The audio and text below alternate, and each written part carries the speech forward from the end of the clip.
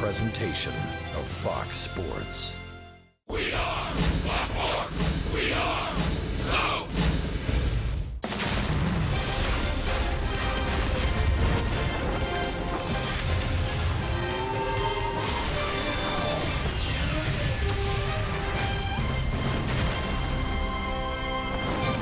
We welcome you to Chicago, Illinois, where today on the south side at U.S. Cellular Field, the Braves hope to cook the Sox. The Braves have a chance to take 2 out of 3 on a steamy Sunday afternoon.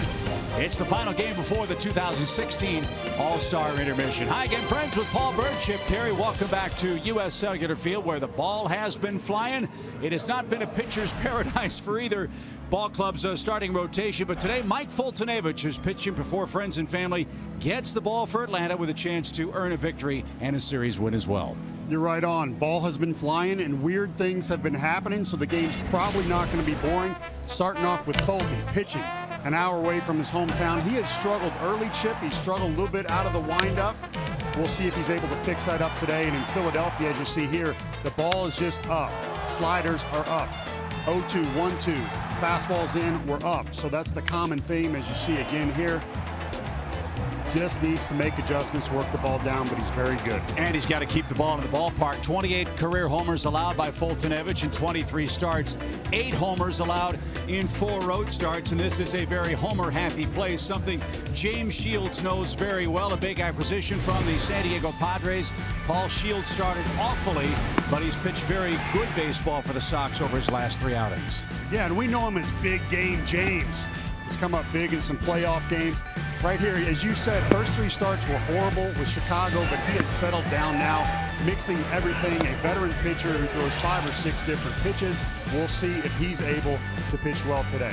White Sox got James Shields because he's durable, because he's pitched in the postseason, and because he's affordable. He's got 2 more years left on his deal at about $9 million per. So it's Foltynewicz, it's Shields, it's homecoming time for several of these Atlanta Braves.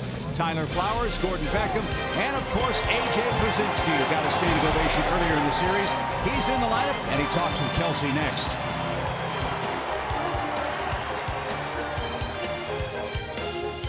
Atlanta Braves baseball is presented by Academy Sports and Outdoors. Right stuff, low price, every day.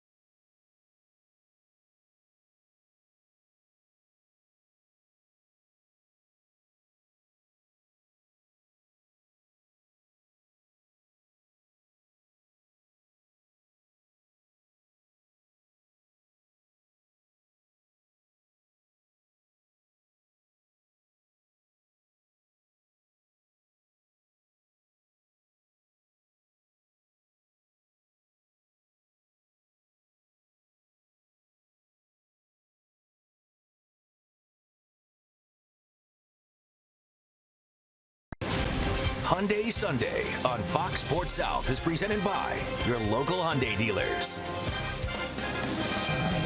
Welcome back to another beautiful day here in Chicago for the rubber match between the Braves and the White Sox. A.J. Pierzynski getting the nod behind the plate, starting at catcher today. A very special moment for him yesterday when he entered the game in place of an injured Tyler Flowers to a standing ovation from the White Sox faithful, and he had an incredible career here. From 2005 to 2012, he played in over 1,000 games, and he hit .279 with 121 home runs, including the postseason. The A.J. Pierzynski jerseys are out in full force today, and here he is on what that moment meant to him yesterday and his time here. Obviously, World Series championship is #1, but the relationships that I form with the people here, like I said, the people behind the scenes, the people that no one knows about, I still keep in touch with. Gabe, the clubhouse guy here, I still talk to, text back and forth. The people on the other side, I text back and forth with. So it's not forgotten, and that's kind of a nice thing. And just the people. I mean, it's about the people. It's not forgotten is definitely an understatement. You see the fans in full force here, standing ovations. Like I said, the A.J. Pierzynski jerseys, he is an icon here, and they all love him. And he'll hope that he can help out Mike Foltynewicz on the mound for your Atlanta Braves in the rubber match. Chip and Paul take it back with first pitch and starting lineups after the break.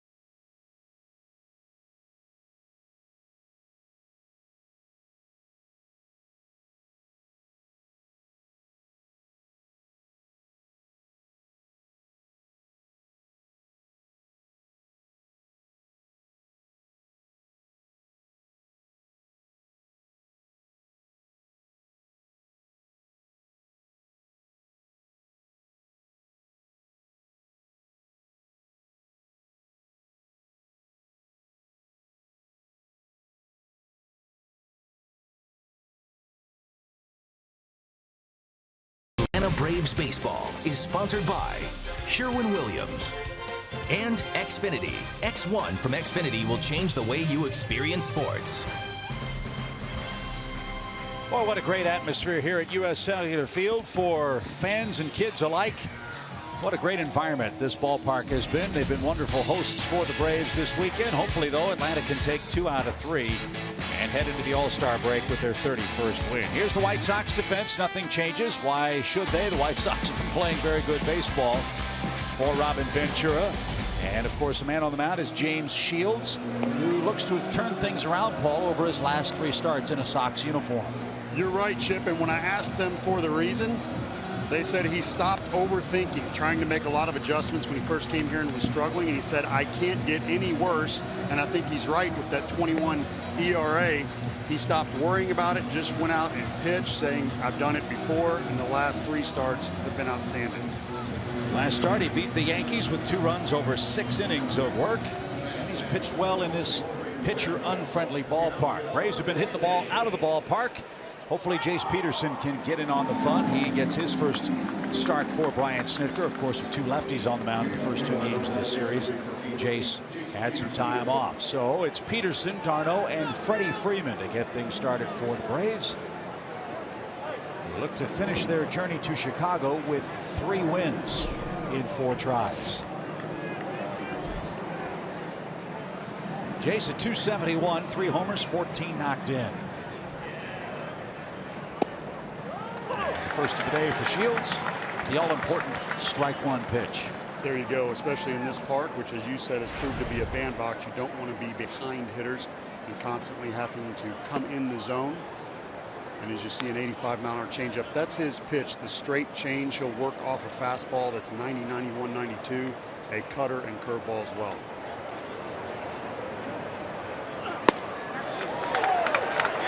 Jace didn't get that. 1 ball. And 2 strikes. Jace has hits in 21 of his last 24 starts. He's done a nice job in the leadoff spot for Atlanta, filling in for Malik Smith, who's out with a broken thumb, as you know.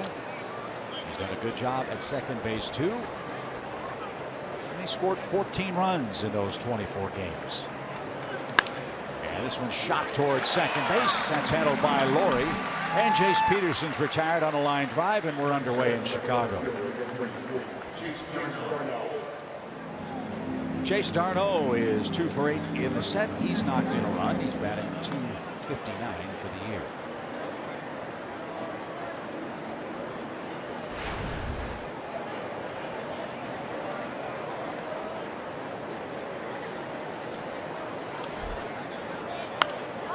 He swings the first pitch and pops it up. Navarro over near the Braves on deck circle is there. There's out number 2.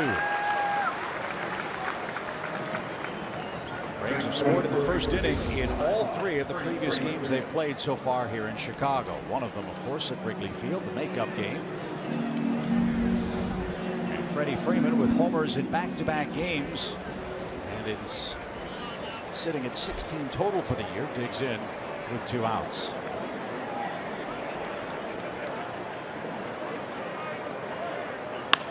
And he swings at the first pitch. Tim Anderson in the shift makes the play, and very quickly 3 up and 3 men down. Shift, I didn't have a chance to say anything. The All-Star break is upon us.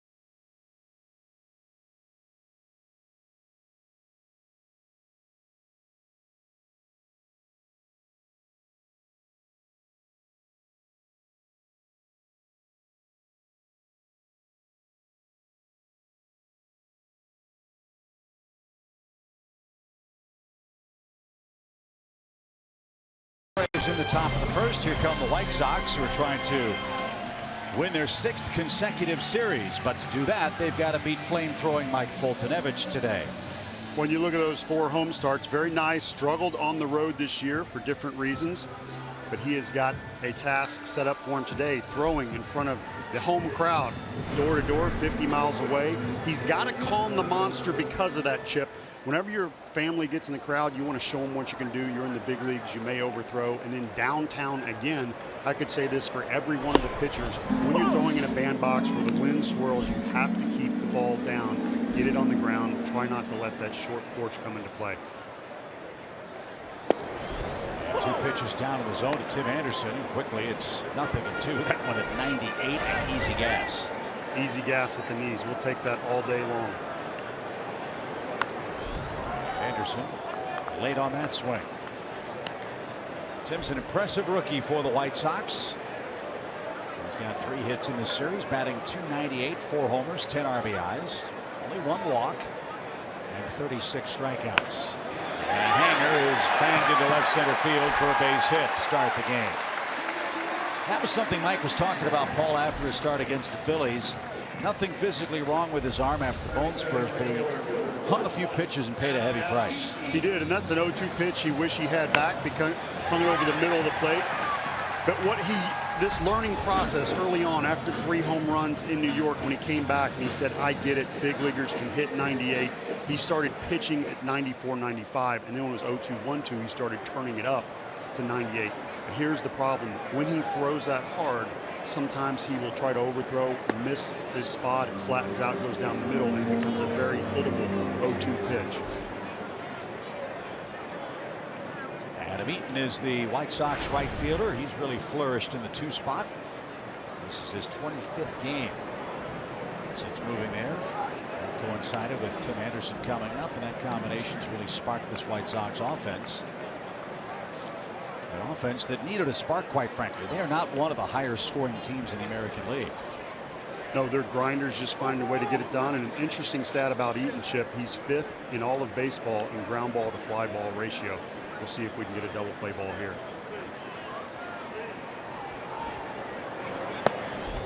Downstairs, 2 balls, no strikes. This isn't the first time Foltynewicz has pitched before friends and family in the city of Chicago. Last August 20th, he pitched against the Cubs at Wrigley and didn't pitch well. Walked 6 men, 8 hits, 7 runs. Didn't get out of the 5th inning in what was arguably the roughest performance in his young major league career.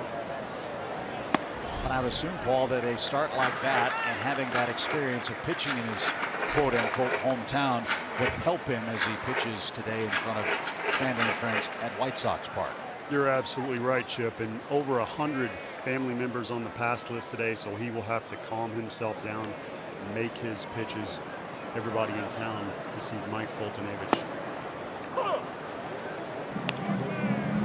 who, as my partner term, is the bazooka from Manuka. Manuka, a town outside of Chicago. My partner, Chip Carey, excelling in creative writing and, by his own admission, lunch at UGA. I'm flunking lunch today. I didn't get lunch, by the way. Paul, by the way, you'll be happy to know, kept yesterday's lunch in his bag overnight. So this crew has a chance to lead the league in salmonella as we go into the Chip, I'm a rookie. There's a lot going on up here. A lot of notes, a lot of different things in my bag. Well, we start anew. No score. And Eaton slaps it foul, and Foltynewicz back in the count now with 3 balls, 2 strikes. Eaton broke his bat. There'll be quite a few of those today, you figure, with Folty firing in the upper 90s. Bo Porter aligns the Atlanta defense. He has Chase Darno in a few steps and guarding the left field line, not thinking Eaton will be able to pull a Folty fastball.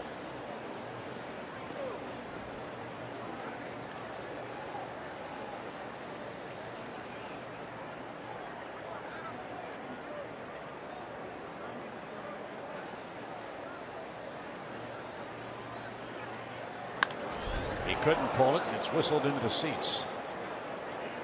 And here is the White Sox lineup. Anderson, Eaton, then Abreu.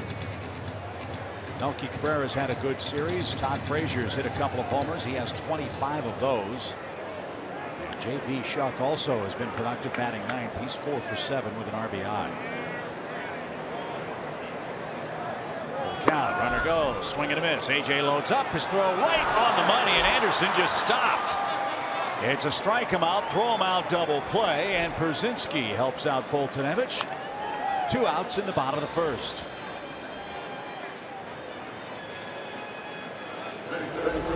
Nice job of the strike him out, throw him out right there. 2-seamer away.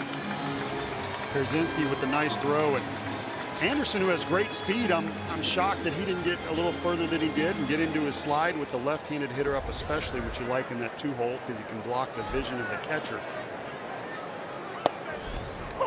Didn't matter on that one. Nice throw out by AJ.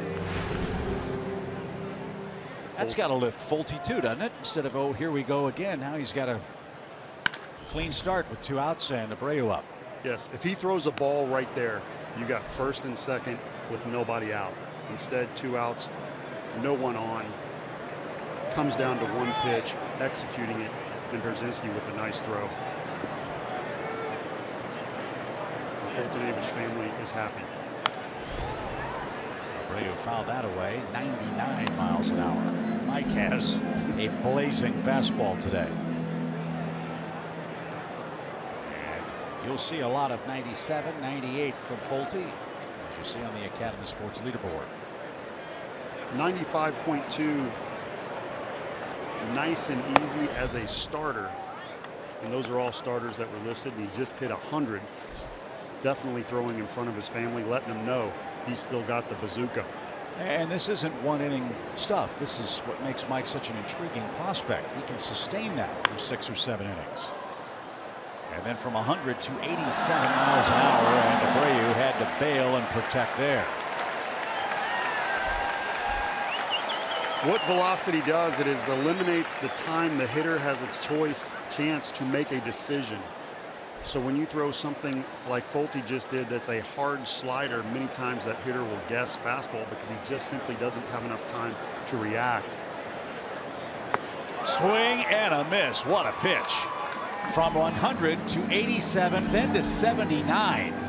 What a sequence for Foltynewicz, who has his 2nd strikeout in the opening inning. No score. We head to the 2nd here at US Cellular Field.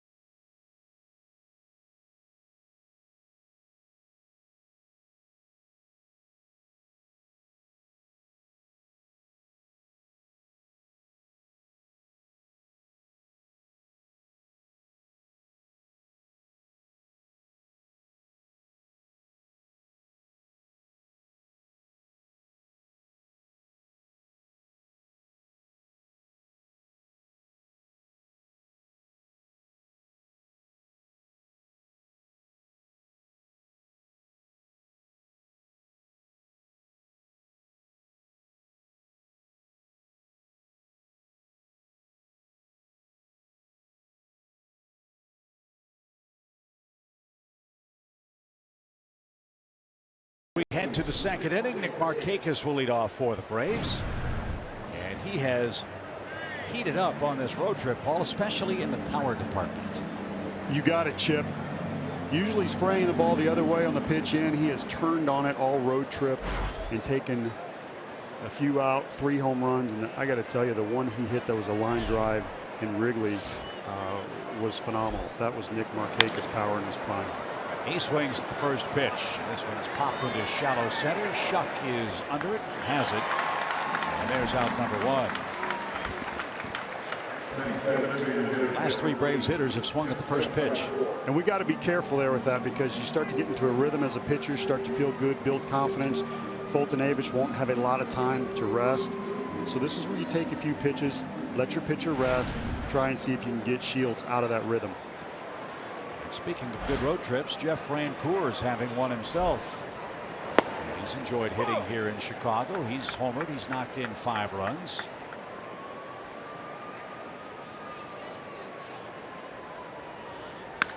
And he unloads deep toward left center field. At the track, at the wall, it's gone. Katie bar the door. Frenchie's homered again.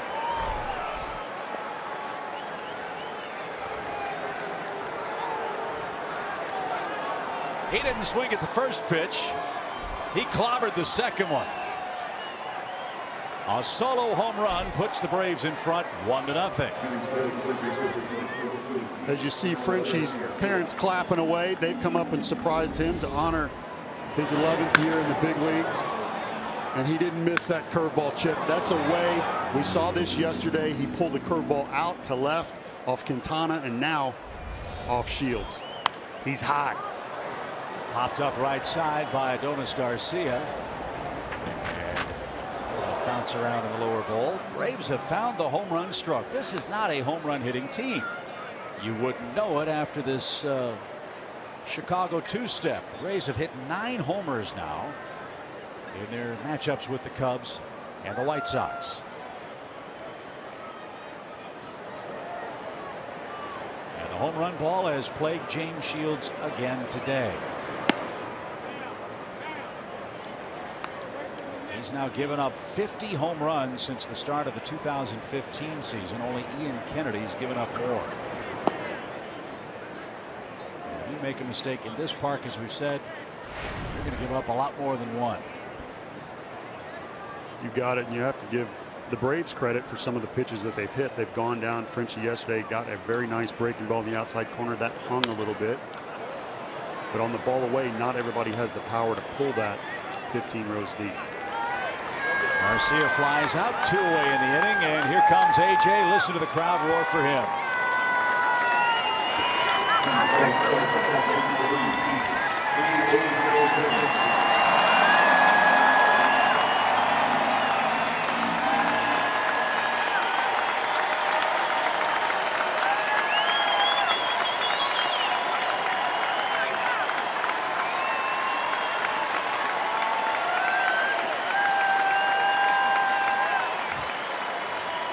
Did you see that? I saw it. Shields tried to step off to give AJ a little more time to soak in that ovation, and AJ gave him the old, come on, let's go. Look.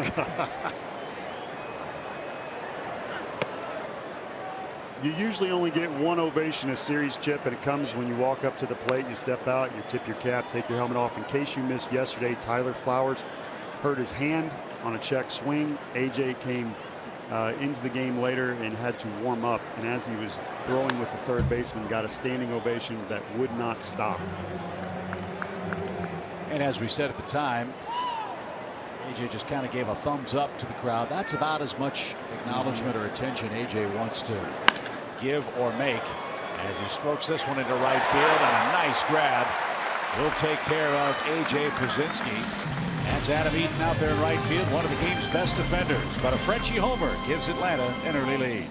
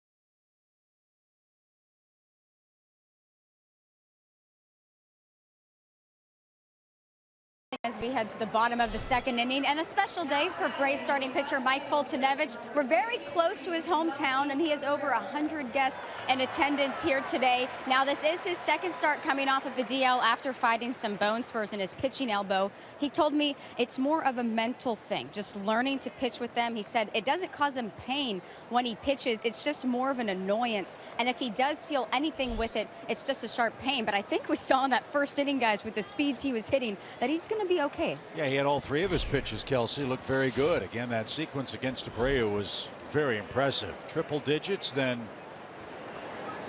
was it 87 and 79 miles an hour on successive pitches? Well, that's a lot for a major league hitter to try to cover. Yeah, that's a lot to factor in. When you throw 98, the hitter has to be guessing fastball. He can't look curveball and adjust to 98. So a lot of times you'll get futile swings on breaking balls where guys guess wrong, especially if you have a tight curveball like the one he threw to Abreu.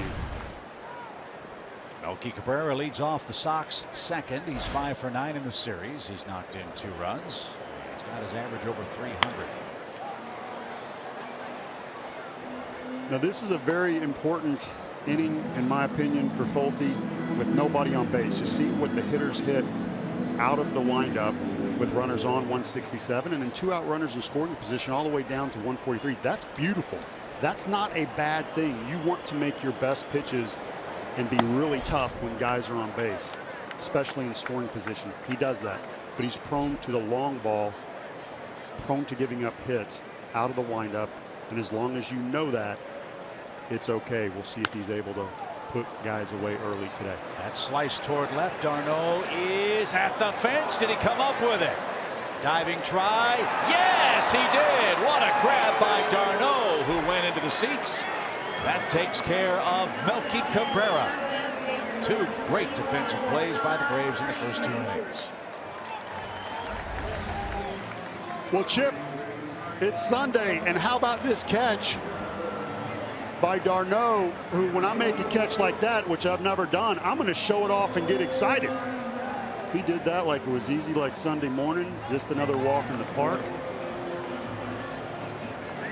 We didn't even know if he caught it, and comes back in with a throw.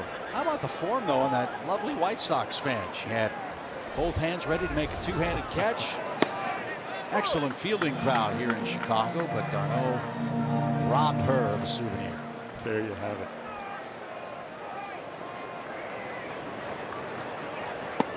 Inside for Todd Frazier.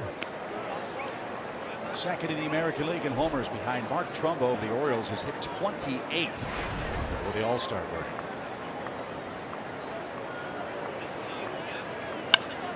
Ground ball at third. That's fair ball. Adonis had him played perfectly, and a strong throw retires Frazier. 2 up, 2 down. Now batting second base, number 15. And here's Brett Lawrie.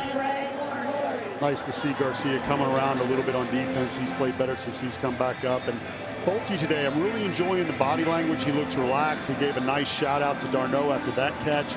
Stopped, paused, shook his glove and hat at him, and then just made a little motion to Garcia. Another nice play. The Braves hope to cool off Brett Lawrie. He's riding an 11-game hitting streak. 16 hits in that stretch. And like Tim Anderson, this is not a guy that likes to take a base on balls. He likes to swing the bat. And Lawrie has struck out 101 times this year, far and away the White Sox leader in that category. Count.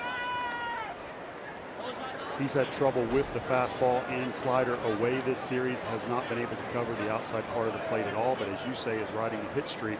And if you make a mistake, it's not missing. Up the middle, Peterson to his right. And a strong throw retires the side. Foltynewicz got a great grab in left. Frazier rolls out. Lawrie bounces out. 3 up, 3 down for Folty. Everything looking good for Atlanta after 2. While Francoeur homer, the only run scored so far.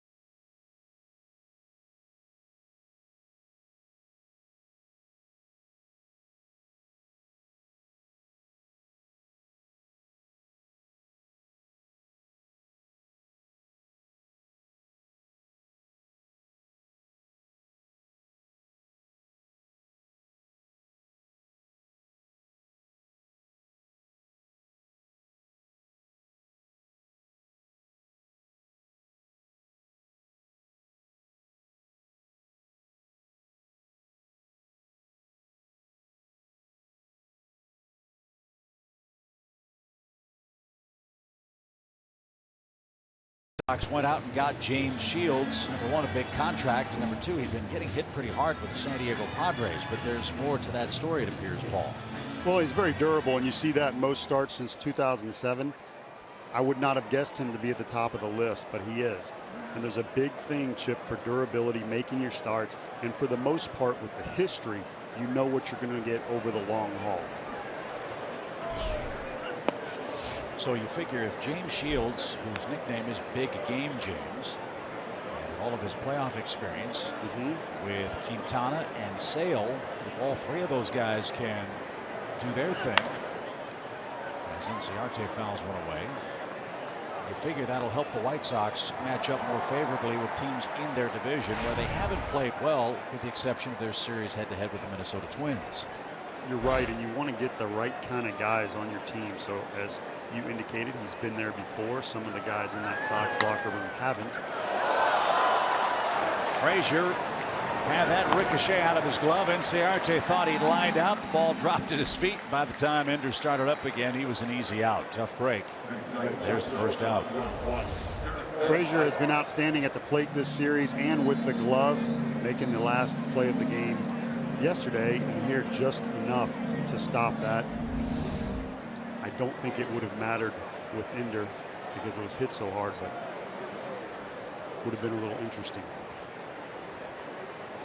Here's Eric Ibar. He's had a tough series against the Sox. A lot of strikeouts for Eric. And he's behind nothing in one here. We mentioned Quintana, who was pretty impressive yesterday. Danny Salazar will not pitch in the All-Star game for the American League. Quintana was named today to replace him. And you can understand why. He's a very impressive left-handed starter for the Sox. Ground ball right side. Laurie, nice play to his left. 2 outs.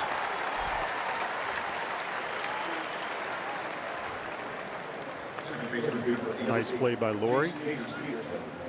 You'll also see he may do a glove flip if there's a slow roller. He doesn't like to barehanded. He'll backhand with that glove flip, and I'm looking forward to seeing one of those plays and seeing if the Braves can beat it out.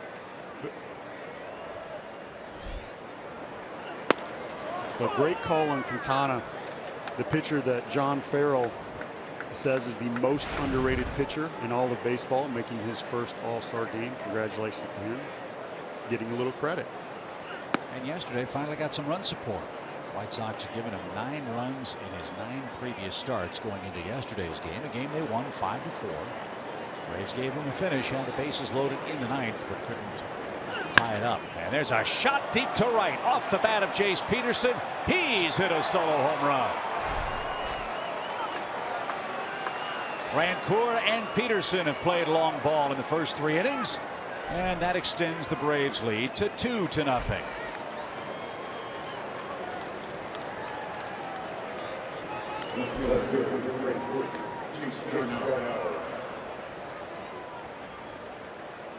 Hit it high and watch it fly in this place. Inside part of the plate, fastball supposed to be a cutter. Did not cut at all. Peterson delivering again, the Braves showing power. And now a fly ball hit toward left. Melky Cabrera is back in at the edge of the track. Makes the play, and that retires the side. The Braves are loving the home run ball in Chicago. 2 more today, and 2-0 your score.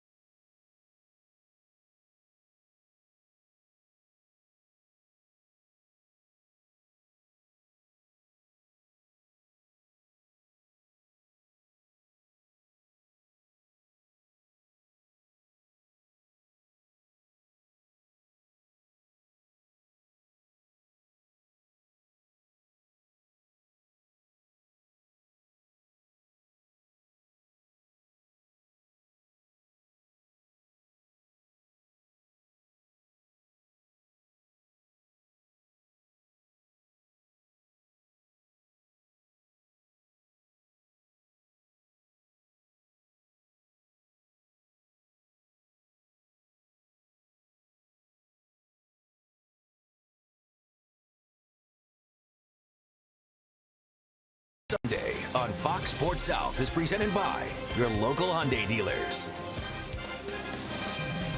Well, whatever's gotten into the Braves bat rack, we hope will continue after the All-Star break. 4 straight games for the Braves in Chicago with 2 or more homers hit.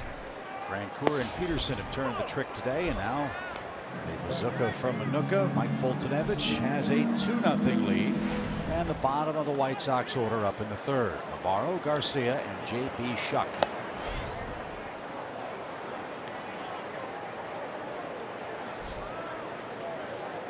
Navarro's caught all 3 games for the Sox in this series. Their other catcher is Alex Avila. That's outside. 2-1 your count.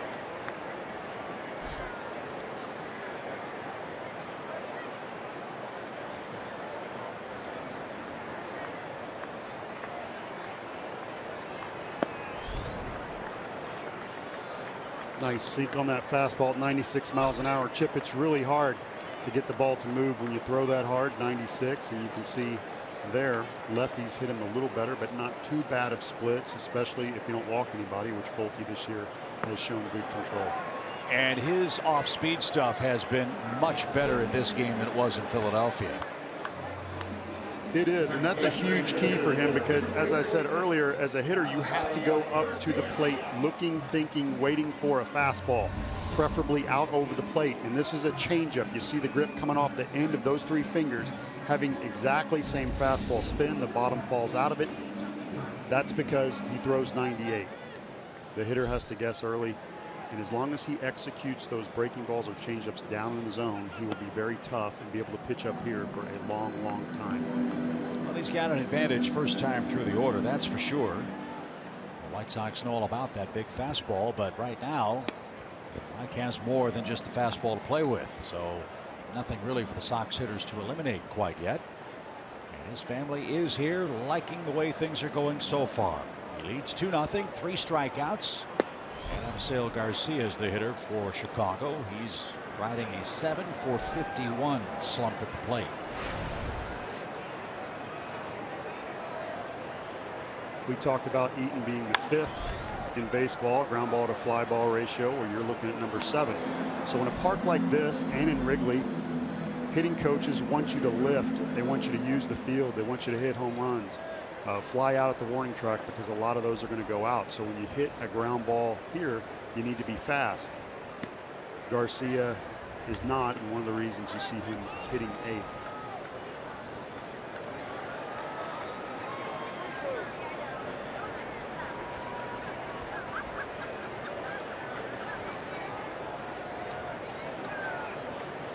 And a swing and a miss and a high slider. Foltynewicz got away with a pitch there, but he'll take it. That's 4 strikeouts. Garcia, the Sox designated hitter for the moment, is the second out. I'll explain after we introduce J.B. Shuck, the center fielder and 9th place hitter. White Sox, after Adam LaRoche departed for personal reasons, have signed Justin Morneau. And Justin Morneau is on a rehab assignment. And it's hoped for Chicago that he'll be ready to go after the All-Star break. Play first, he can DH. He's a terrific hitter, and he knows this league. He's a former star with the Minnesota Twins. You're not allowed to say his name in this booth. That was my most feared hitter.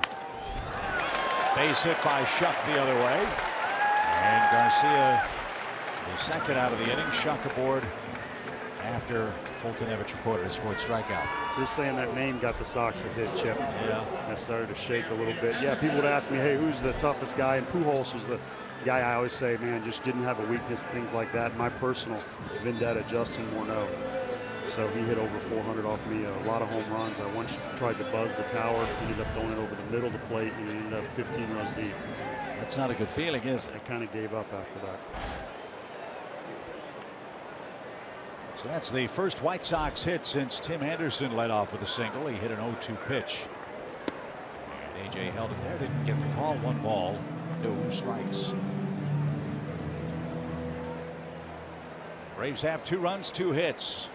Both hits homers. The White Sox have 2 singles today.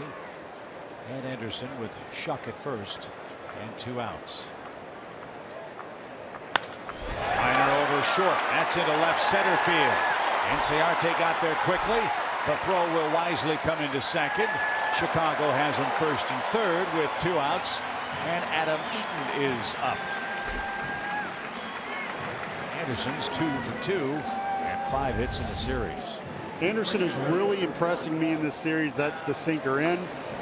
He goes out and gets the breaking ball away, so you have to pitch him in and away. But Chip, for a young man who is just a great athlete with a strong range and a good arm and even a little bit of college basketball in his career, he has certainly transitioned to all baseball and doing a phenomenal job up here at the big league level.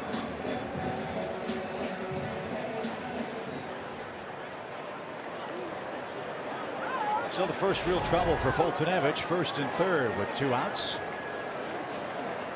And here's Eaton, who struck out into a double play back in the opening inning. How about that pitch? I really like that. So runners in scoring position, first and third with 2 outs. Hitters excited. Second time through the lineup, first pitch breaking ball for a strike. Beautiful. Close play at first. Anderson almost caught leaning. Braves pitchers, as we've mentioned several times on the trip, have done excellent work in helping themselves with pickoffs. Braves have 11 of them this year. And 64 since the start of the 2013 season. That's tied for the most in baseball.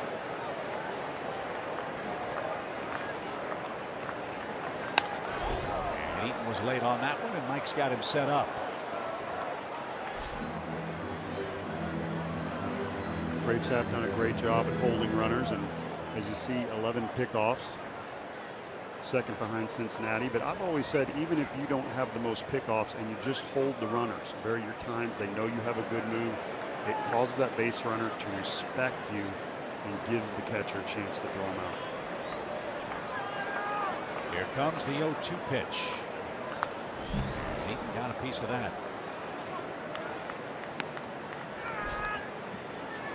We talked about this earlier. There's where the 99-mile-an-hour fastball, where Folty gets excited, he humps up a little bit, and it can get over the plate and lose some of that movement that he's shown you at 95, 96. Really needs to bear down and concentrate here, whether it's a fastball or breaking ball, and make a very good 0-2 or 1-2 pitch.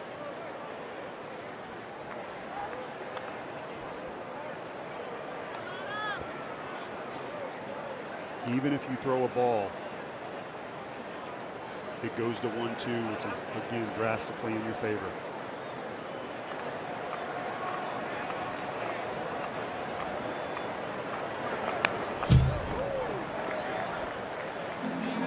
We've not seen too much 94, 95 for Foltynewicz today. It's been 97, 8, even 100 miles an hour. But you saw the last 2 foul balls Eaton had in time. He fouled it straight back. And if you see that defense played the other way on 98, 99-mile-an-hour fastballs, and they're pitching him in, they're saying that he can't get around on the ball in. Not on the fastball, that's a slider. So an unusual defensive setup for the way that they are pitching him, Chip.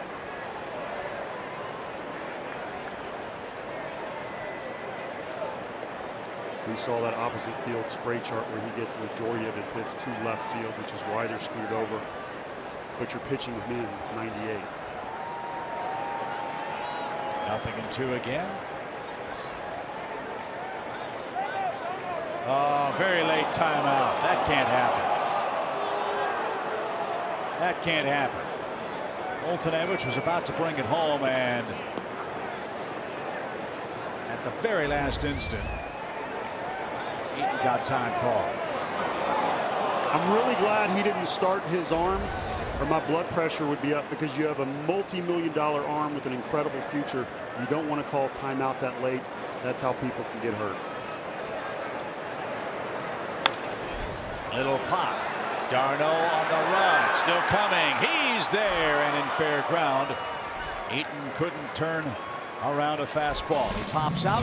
2 Sox runners are stranded. Folty with 4 punch-outs through 3 and a 2-0 lead.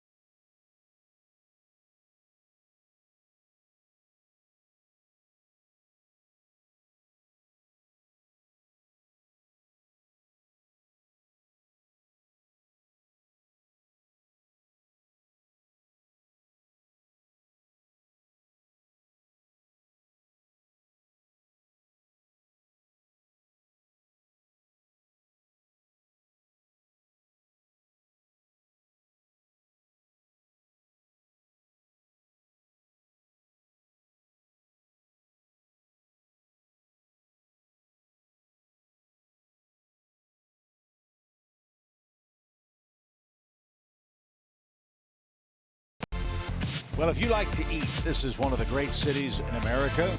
And half of our crew try to camp out at Dylan's Candy Bar here in downtown Chicago.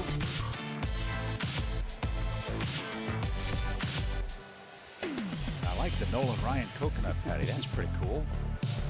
Got a man throwing like Nolan Ryan today with upper 90s heat. Folty had some last night.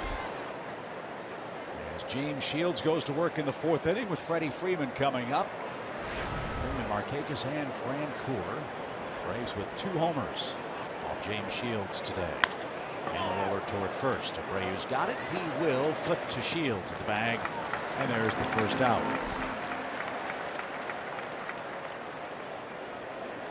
White Sox will head into the All-Star break with a winning record. That hasn't happened for them here since 2012. And then right after the break, they are on a West Coast road trip. They play the Angels and the Seattle Mariners. The Braves, as you know, will be home for 3 games with the Rockies, and then we hit the road again. Another long trip for Atlanta. Braves play a lot of games on the road after the All-Star break. At Cincinnati, 4 in Colorado, and then a 2-game stop in Minneapolis before playing the final 4 games of July at home against the Phillies.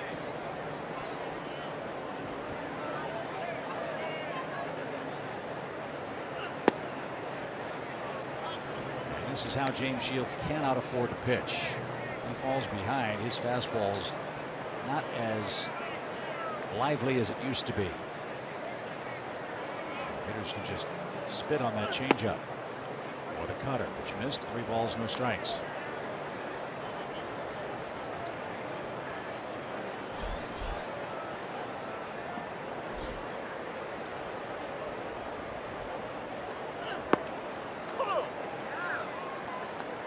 A 91-mile-an-hour sinker caught a corner.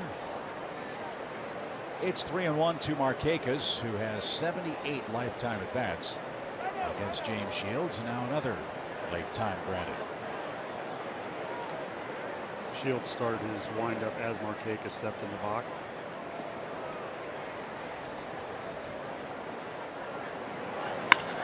To second. Laurie's got it. No glove flip. Standard throw. 2 outs. Jeff Francoeur's the hitter. Jeff got the Braves offense rolling in the 2nd inning with a long home run to left. And look at what he's done on our Georgia lottery jackpot. Well, it's a nice team note right there. The Atlanta Braves last 3 games with the 8 home runs, showing a little power, and it's translated to 6.3 runs a game. So 10 homers in total. Jeff's had a hand in that. He's hit 2 with 6 RBIs in this ballpark, a place he has seen before when he was with the Royals. Like Folty, Jeff, a lot of his family here today, as we saw his parents earlier, and they may need to come more often, Chip. Amazing stat that Ethan handed me a second ago. James Shields has 1 swing and a miss in this game. 1. So he gets outs on contact. He's got to keep the ball down and get ahead. He did to Francoeur, who rips 1 to third on an 0-2 pitch. Frazier's got it. And 3 ground outs for Shields sends this game to the home 4th. Abreu, Cabrera, and Frazier coming up. Braves lead it 2-0.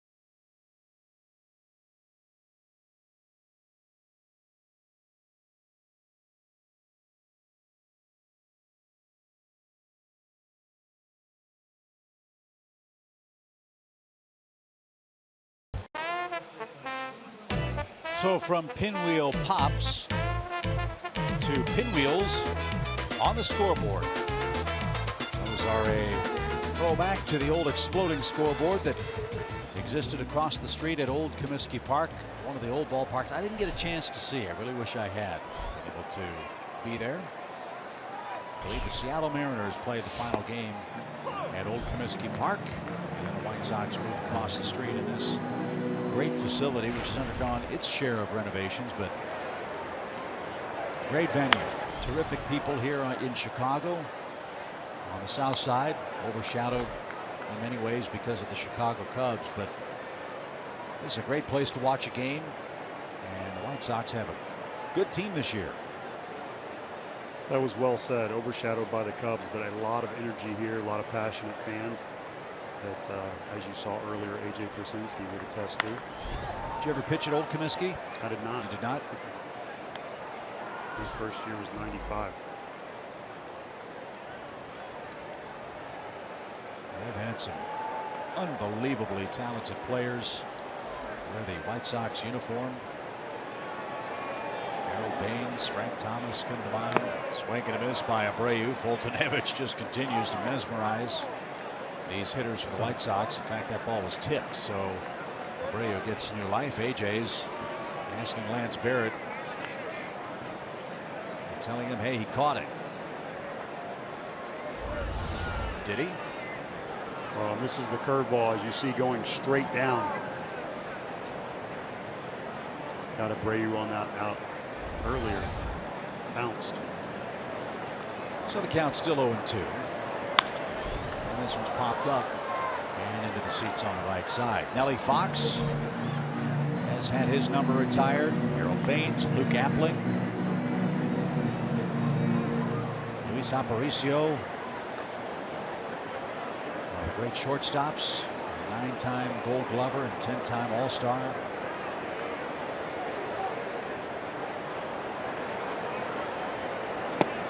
Vinny Minoso, Carlton Fisk, Billy Pierce.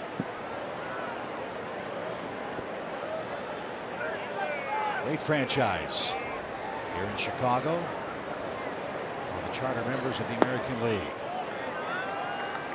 As AJ's return throw, Folty wasn't looking for it.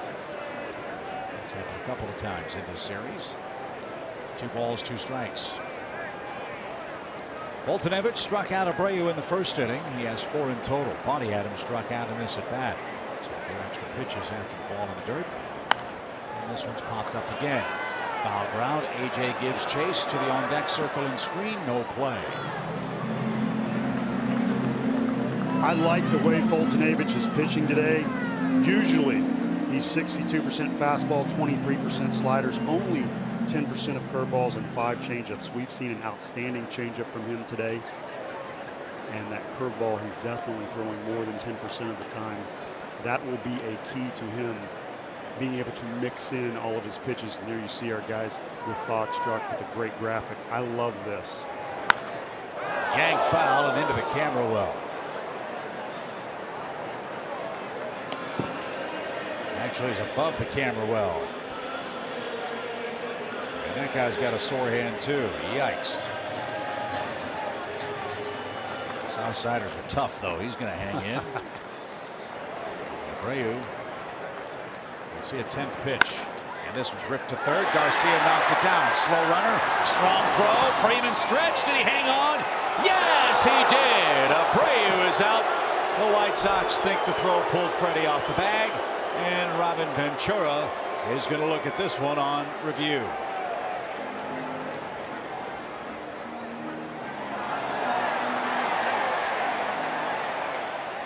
Darryl Boston is the first base coach and started pointing immediately. And that's a hanging slider. Garcia with the hockey goal and save.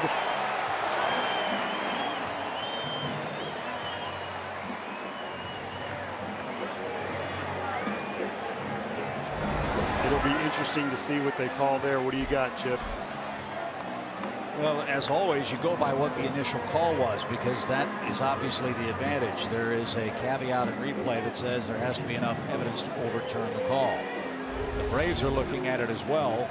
Here's another angle. From this angle, you can't tell if Freeman's foot's still on the bag. Ball in the glove, pretty close.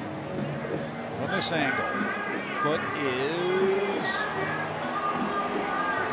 apparently slightly off the bag. The question is the ball in the glove when the foot is off the bag? I would agree with you, and I've seen some really strange replay calls this year. A number of blown calls that I thought were obvious, not overturned, so we'll see how they decide on this one. But can we all agree that that was an incredible stretch by Freddie Freeman? And a nice recovery by Adonis to not give up on the play. He knew who was running and made a strong throw, knew he had to hurry and pulled it just a bit. My guess is I think this one's going to be overturned. I think Freddie's foot was off the bag. So we'll see.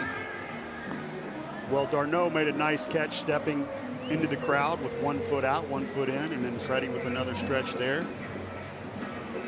Maybe taking some workouts from the Baryshnikov off-season DVDs.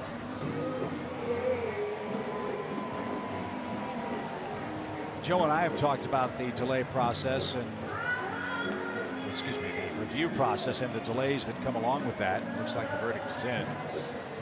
And the call is overturned. And it'll be an infield hit for Abreu. He earned that one. Boy, long at bat, fouled off some tough pitches. And the Sox will bring the tying run to the plate. I hope baseball can find a way to speed up that process, because the rhythm for a starting pitcher, as you well know, is so important, and it seems like that the review process disrupts that rhythm too often. That one took 2 minutes. So here's Melky Cabrera, and that's a little low. 1 ball, no strikes. All 4 hits for the White Sox are singles today. The Braves have 2 hits. Both of their hits homers. Cabrera, a tough out for a long, long time. Credits Kevin Seitzer for helping him a lot when he was with the Royals. And his approach or strategy after working with Seitz to try to hit the ball up the middle and simply get a good pitch to hit. Which we'll call that patience. Pulled his hands in on that one and drives it toward right. Markakis puts the squeeze on for out number 1. That was Ted Williams' rule number 1 as a major league hitter, and he was arguably the best of all time. First rule, you got to get a good pitch to hit. Hit your pitch. And Melky Cabrera couldn't do that in his second at bat against Folty. He's retired and is 0 for 2. And here's Frazier, the most dangerous power hitter at the moment for the White Sox.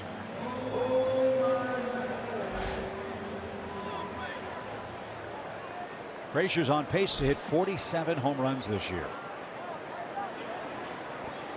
The all-time White Sox record is 49 home runs. Albert Bell did that back in 1998.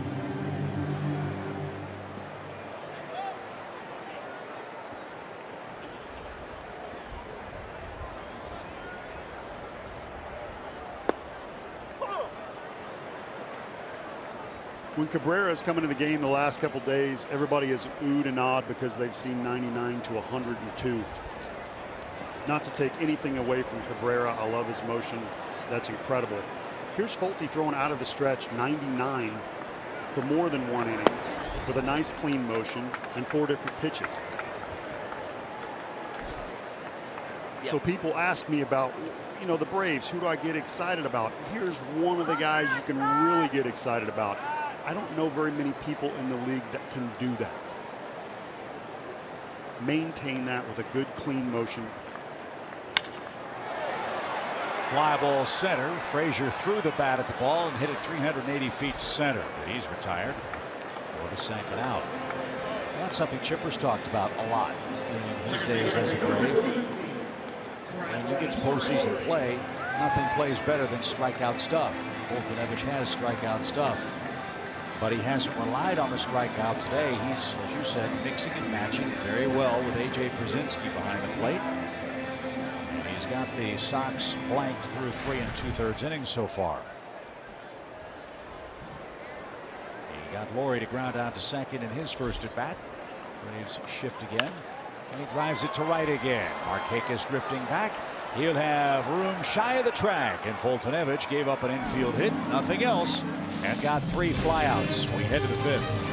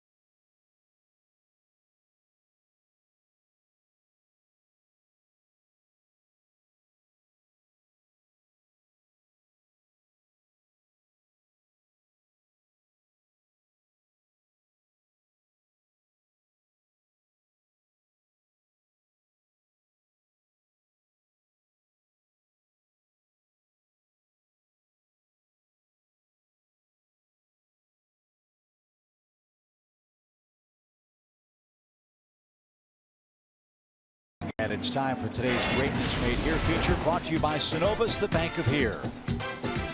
Adonis Garcia with that huge average serve, 5 doubles. And the most important thing about all of this is he's playing great defense at third base, mixing it all together, becoming a complete player. First pitch popped up. Garcia couldn't find it. He had no idea where the ball went.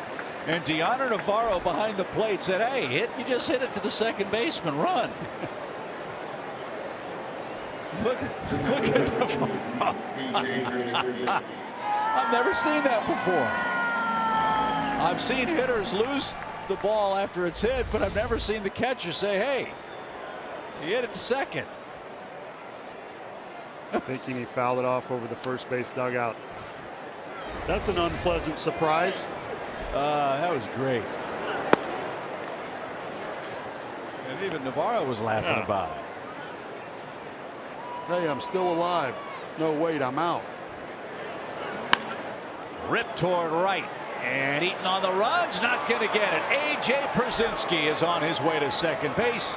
And that is a big hit for the Braves catcher. I believe that's his 400th career double.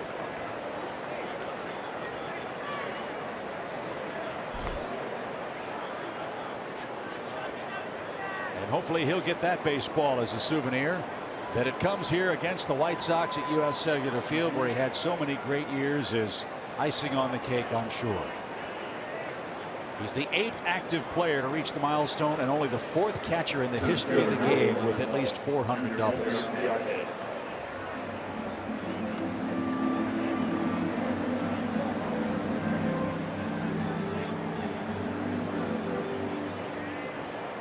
Braves try to add on here in the 5th inning.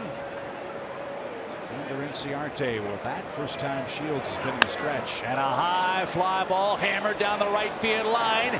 Will it stay fair? It will not. Right into the right field corner, foul.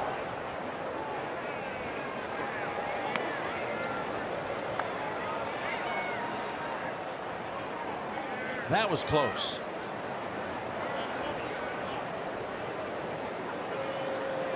I know Inciarte's swing is not where he wants it to be right now, but he has done it before. He is getting better. And in Philadelphia, we saw the home run. We're starting to see him pull the ball and go the other way too. And when that happens, you will see that average shoot right up.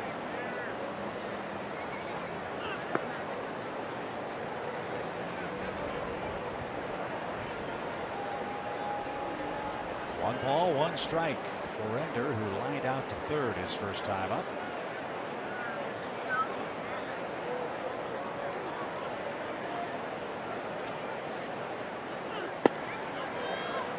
Ball waffled out of Frazier's glove. It dropped at his feet. Ender stopped and then started and stopped again. It was thrown out at first base. Got to keep adding on in this ballpark.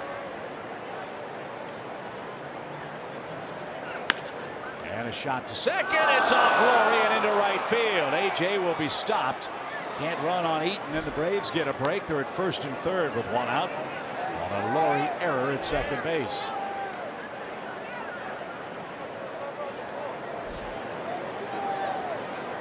His 9th error of the year. That's most on the Chicago team. Chip, the previous 2 years, the White Sox have struggled on defense, not been a great defensive team. This year, they are better, taking a lot of pride in their defense. Haven't made a lot of mistakes this series other than the first game. And let's face it, we need a little break here and there. See if Ibar can make some contact. A fly ball might score Przinsky. And Shields has him first and third with only 1 out. Ground ball toward second. That might be 2, and it is. Braves got contact, but not the kind they wanted. A milestone for A.J. Przinsky, his 400th double, and Atlanta leads 2-0.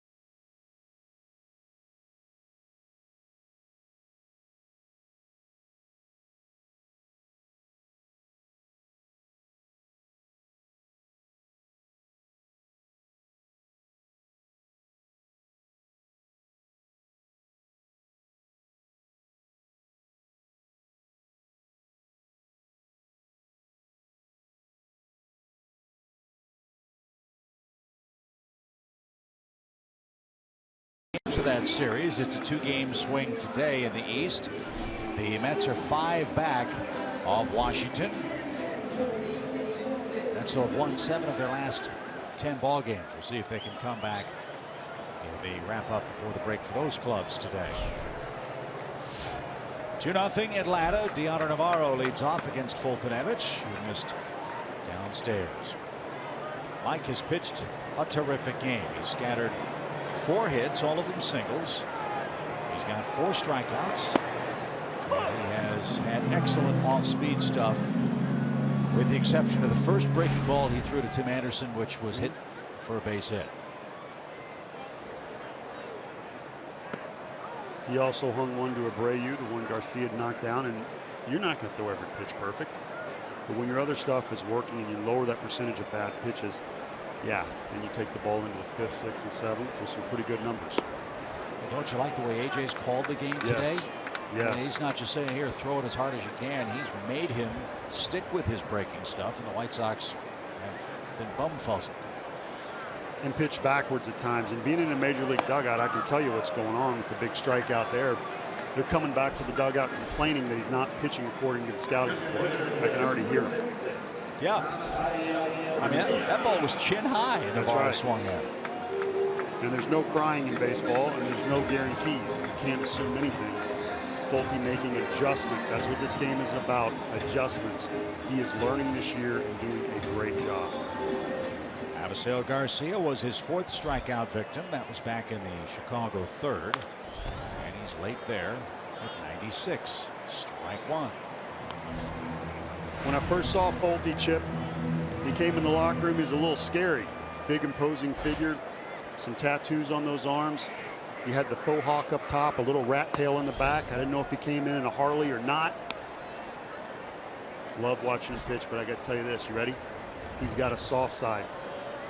Mom Cindy, it was her birthday yesterday. Folty took her throughout Chicago on a carriage ride, as we see Cindy, Gary and Cindy, here at the game today with over 100 people. Happy birthday, Mom. And he's treating her to a good game so far. You bet. It's a great story. And a check swing. That's going to be a strikeout. Garcia was arguing the call. He can't believe that that was called a strike. And it ended up by the White Sox on deck circle, and the Sox get a break on a strikeout wild pitch.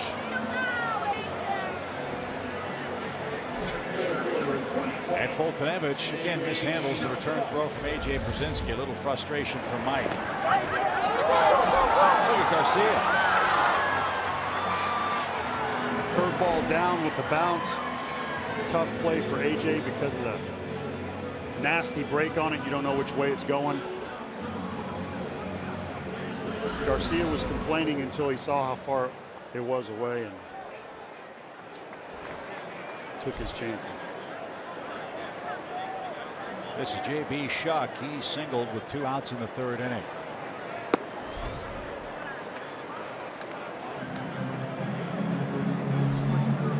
So this young man retires. He needs to open an oyster restaurant. And if the oysters are good, he can call it Aw Shucks. Just a thought. I like it. I like it. Unfortunately, he's from Mansfield, Ohio, and not New Orleans. Ground ball, foul at first. But I'm picking up what you're laying down. It's good stuff. You're the one. 2-0 is your score. Mike Foltynewicz pitching great, trying to earn his 3rd win of the year. Coming off a rough outing last time out against the Phillies. He's kept the ball in the ballpark. He's mixed his pitches, been efficient. And the White Sox haven't been able to solve him yet. 2nd time through the lineup. And the 9th place hitter is J.B. Shuck. And Andrew fouled at first again. We'll see a 1-2 pitch now.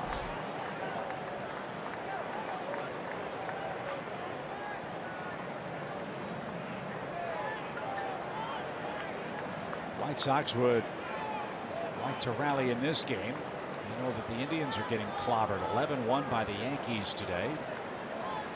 Marlins are beating the Reds 5-3. Cubs 5-4 over Pittsburgh. That game's in the 6th. Cubs having pitching problems, by the way. No quality starts in their last 10 games leading into the All-Star break. They're not as invincible as everyone has made them out to be, at least not lately. I say that with great respect, but also knowing that they've played 24 straight games now going into the All-Star break. They've not had much relief, and they could use a 4-day break perhaps more than others. And 7 All-Stars, so not much rest for their best players either. See how that affects them. So you can Garcia stop dives back. comparing him to the 27 Yankees. Will you put that on hold? Yeah, I think so. All right. They're good, though. They're a really good team. So are the White Sox. At 45 and 42, the pitch is squibbed up the middle. Ibar, tricky spin, steps on the bag, throws to first in time, and it's a double play. Foltynewicz struck out 2 men in the inning and got a 6-3 twin killing to send our game to the 6th with a 2-0 lead.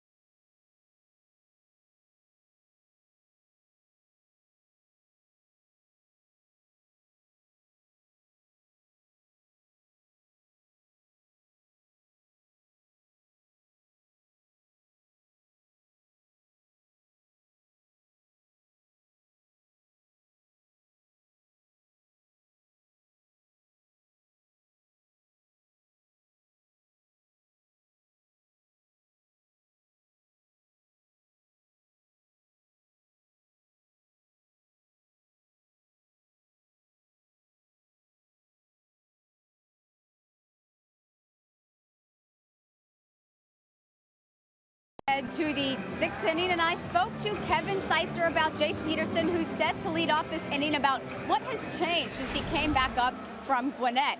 And Seitzer told me Jace's swing was the best he had ever seen it, but all hitters go through periods where they just have to see it and hit it, but you need a plan and an approach. He says he preaches your approach is the glue that holds your swing together, and whatever he said is working because Jace has been red hot since he's come back up here.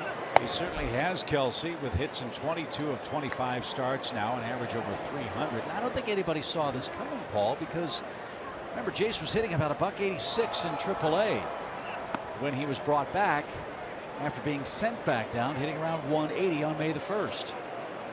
You're right on. And last year he went down hitting because of a thumb injury on his hand. He just really struggled. But yes, no one thought he was going to come back and do what he has done offensively. But I'm going to tell you this.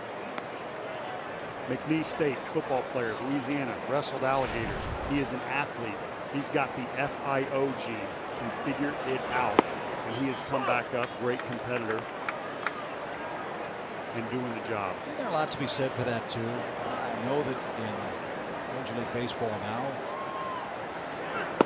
broadcasters, the players, managers, management, they have all these newfangled devices that give you all this information, more information than you have the possibility of using during a game, much less during an at-bat, as this one is rolled foul at the plate.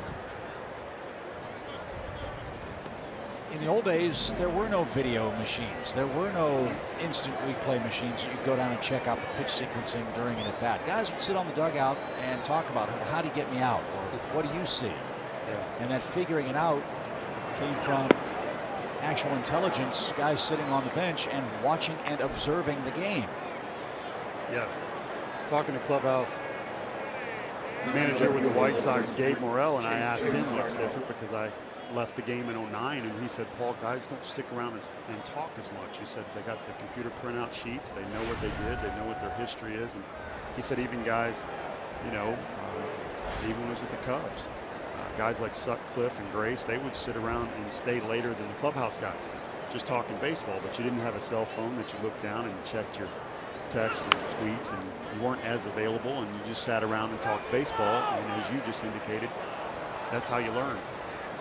And you're right on point with Mark Grace. My first games with the Cubs.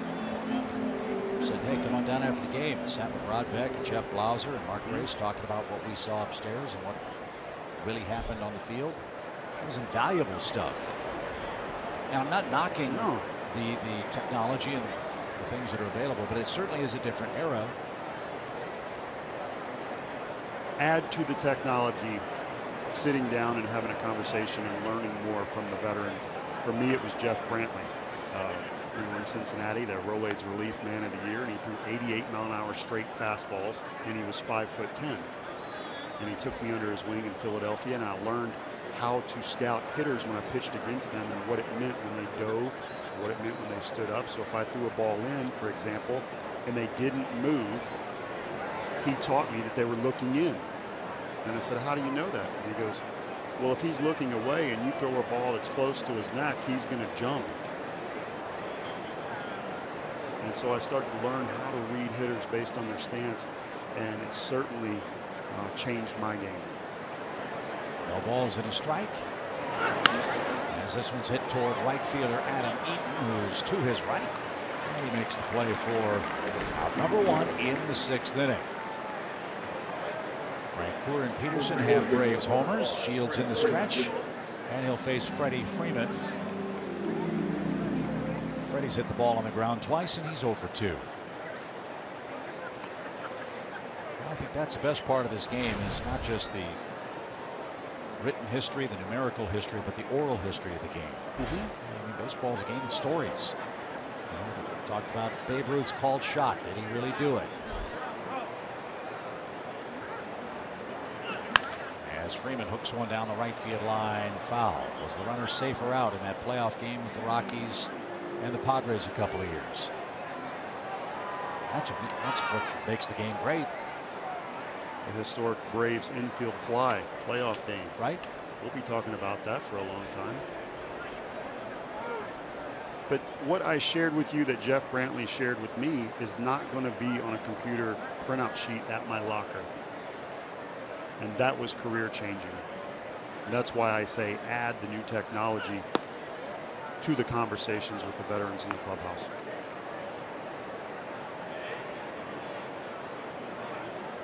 Shields hasn't thrown a lot of pitches. The Braves have swung early in the count a lot today. The Braves have only 3 hits. They have 1 walk. And it's fouled away at the plate. In fact, Shields has 2 innings worth of 1 pitch outs. Chip, what you have to be careful of with Freeman as a pitcher is you can execute and hit your spot and he still take the ball out to any part of the park. Not everybody's like that. Most guys are crippled. If you throw the ball down the middle, they hit it. But if you execute down and away, they get out most of the time. Freeman has such great strength and balance and weight transfer that he can put his entire body behind the pitch down and away and shoot you out over the State Farm sign. So you have to work both sides of the plate with him and really mix your pattern and not think that you will be awarded simply by making a good pitch. It has to be the pitch he's not looking for. Shields tried the same spot twice in a row and missed. It's now a full count.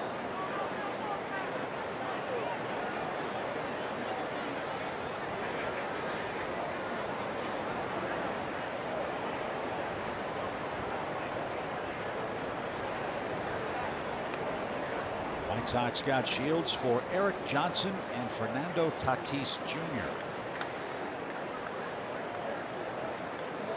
A lot of money changed hands in that deal as well. But Shields under contract for 2 more seasons. As we mentioned earlier, with his durability, might be a pitching bargain.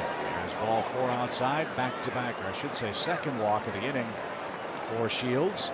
And the Braves have a threat with 2 on and 1 out, and Nick Markakis will be the hitter.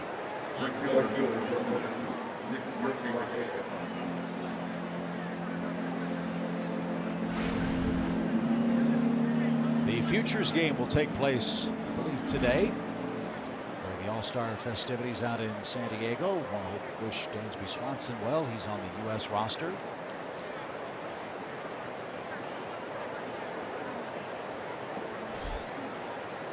As Markakis gets ready. Takes it low. I really enjoyed covering Dansby Swanson in the AA All-Star game in Jackson. Very good player, does a lot of things well. Arm, run, the hit gene. Just has a way of getting the barrel on the baseball. But my favorite thing about him is after the stadium shut down and the lights went out. Navarro's going to throw to the trailing base, and that's not in time. It's in the dirt. The Braves have runners second and third. Shields is spraying the ball all over the place here.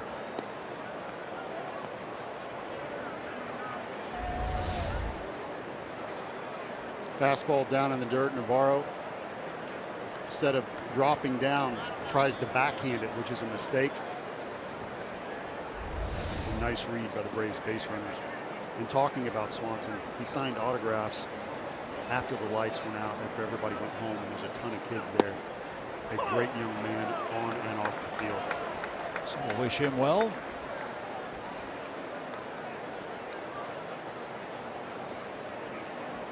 As Markakis now faces a 2-ball, 1-strike count.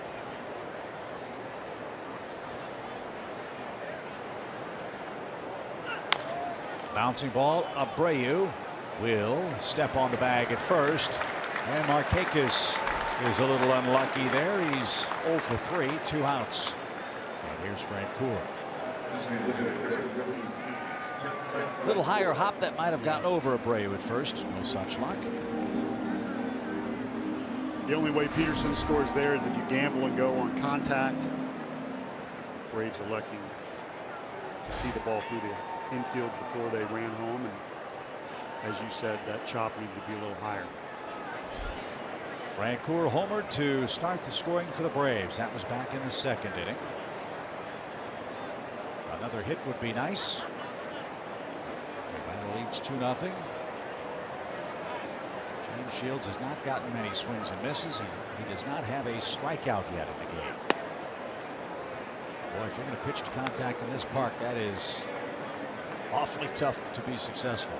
Well, and I think that's why the runners weren't going on contact. If you're facing Randy Johnson, he's dominating, you take your chances and you say, hey, anything off the bat, we're going. But the Braves a little more comfortable because they are hitting the ball well off Shields, making good contact to try and see the ball through the infield. 1 ball, 1 strike. Nice long rest for Foltynewicz, by the way. Long inning for the Braves. And that one missed.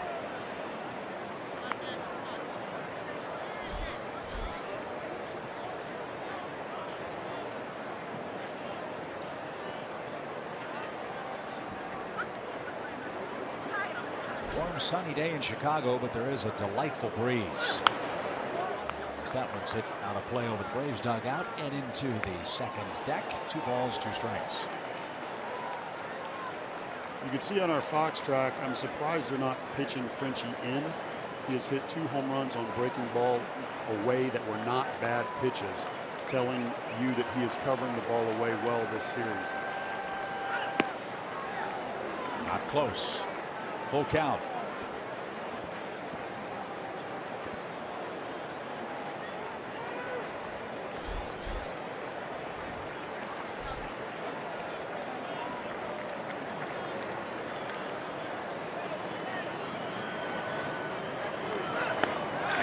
Swing and a miss. Will retire the side. First strikeout for James Shields. The Braves strand a pair in the 6th. Top of the Chicago orders coming up. Atlanta leads at 2-0.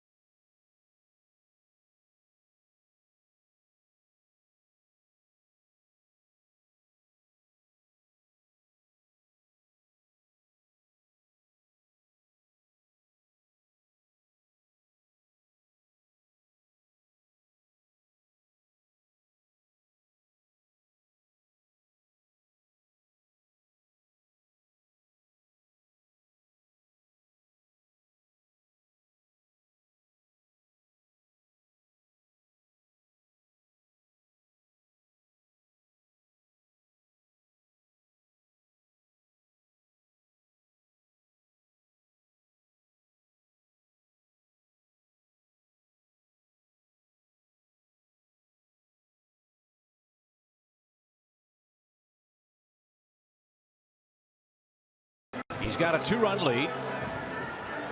And he's got the 1, 2, 3 hitters coming up for the White Sox. He now starts as well, Paul, the 3rd time through the lineup.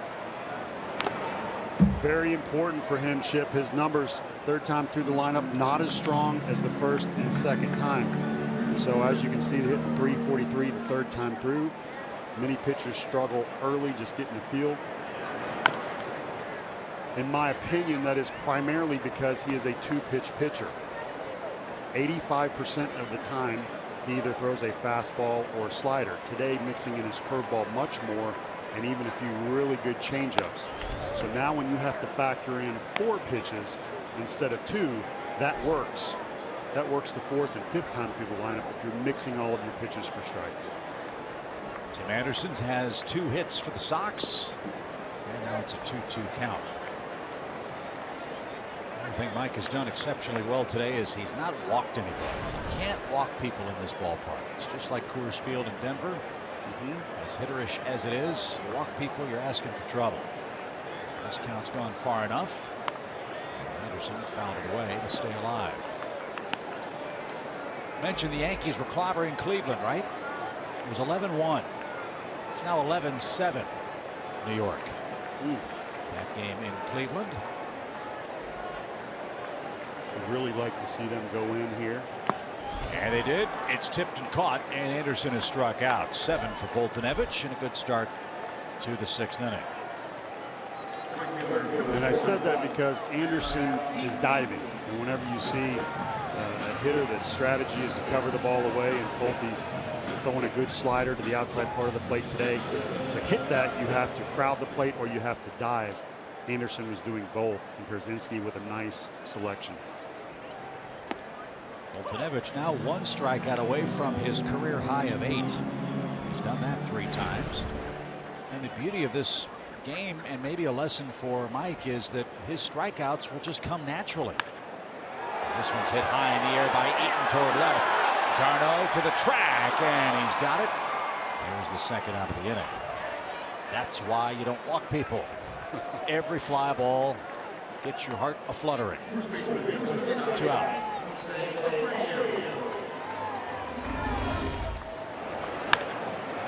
Well, the super utility man, Chase d'Arnaud, who's got great wheels, tracking this ball in the sun. The play that he dove into the crowd and made a catch was incredible, extremely tough play, but that's not an easy play either, even though there's no crowd involved and you're not against the wall. That ball is smoked into the sun as he drifts backwards. So he's had a nice trip to Chicago. Nice day today with 3 good plays. And here's Abreu, 1 for 2. Infield hit last time up. And very late. Again, we're seeing the velocity pop up. We're in the middle innings. He's still throwing 96. He's thrown 91 pitches now. And as you used the term earlier, I love easy gas. That's hit the other way past Freddie Freeman. A late swing benefits Abreu there. And a 2-out single makes him 2 for 3 today. And Melky Cabrera will come up representing the tying run.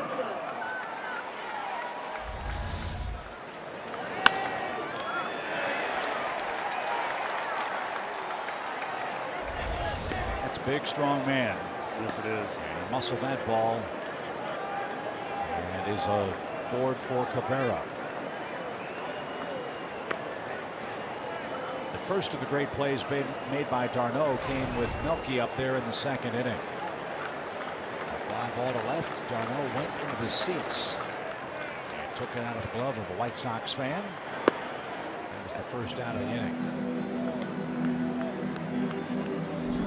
You don't ever want to pitch in fear or make a pitch selection based on fear, but you do understand when Cabrera and Frazier are up, they can hit the ball out of the park. They can tie it. Sharply hit. Ibar's got it. Peterson to the bag. Plenty of time. And Foltynewicz is out of the 6th. 2-0 Atlanta. We're off to the 7th inning at US Cellular Field.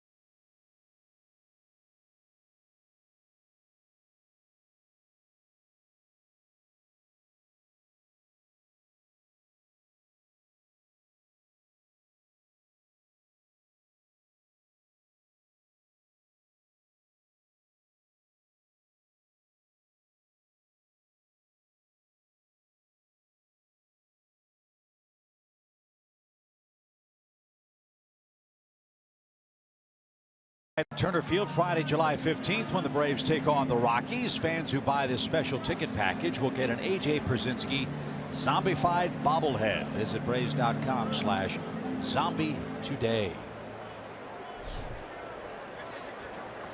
Well, if you're scoring at home with us, you're enjoying this one. Braves fans 2-0 behind the bazooka from Anuka. Mike Foltynewicz, who has struck out 7, one shy of his career high of 8. Braves have hit homers, Francoeur and Jace Peterson. And here in the 7th, Adonis Garcia leads off.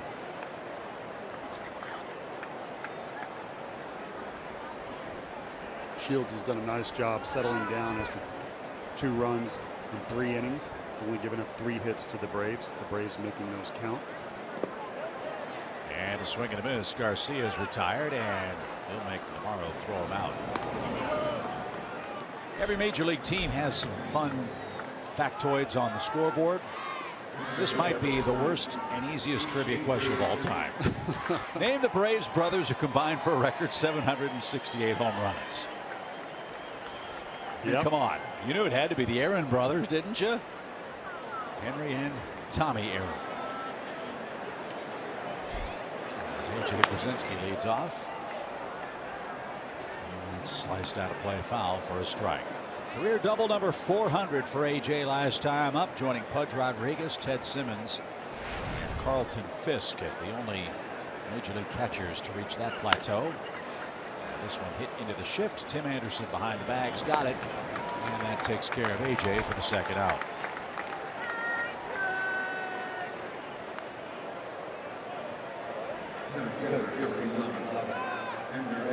Here's Inciarte.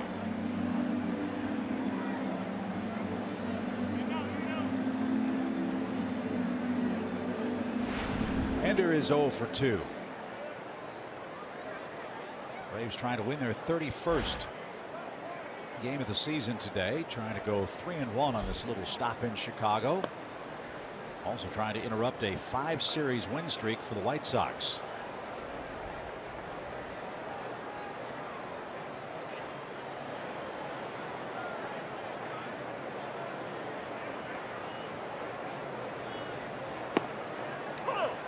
Braves can win this game, they'll run their record at 22-30 under Brian Snitker. You'll see on the defensive alignment Anderson playing a little more up the middle, even though Inciarte can go the other way. If you're wondering why that is, it's because that he has 80 range. So scouts grade on the 20 to 80 scale, 50 being major league average.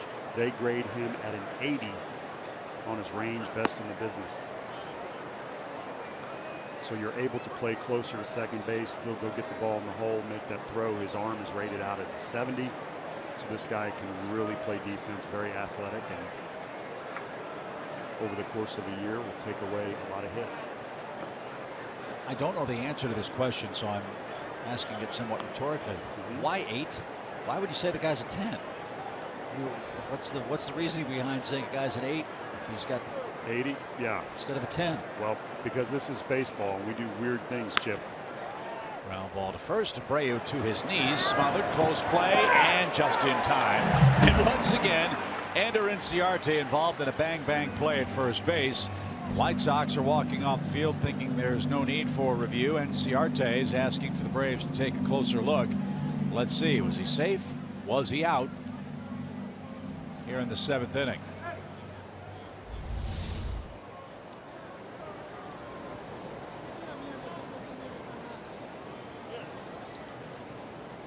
Oh, I got him as safe, Chip. I'm with you. I think we're going to keep playing. Funny story about the 20 to 80 scout grade thing. When David Price signed and he went up and threw his bullpen with the big club in Tampa Bay, he was throwing a slider, has an incredible slider. And one of the scouts said to the bullpen catcher, "I think that's an 80 slider," meaning on the scale it was an 80. And the bullpen catcher said, "I think it's like 92. It's way faster." Right. And the Braves challenge is rewarded. The call is overturned at first. Inciarte is credited with an infield hit. Finally, one of those plays goes his way. All the Braves hitters. It seems to have happened to Ender Inciarte more this year. Well, and he busts it down the line. One of my favorite plays the other day was when he grounded out to the first baseman. Abreu had no chance to get to the bag, and he busted it down the line just to let everybody know that he hustles.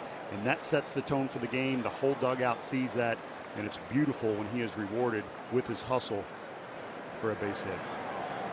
So he's aboard. 2 outs for Ibar. He's bounced out to second and hit into a double play. There's the Shields change. It's a beauty.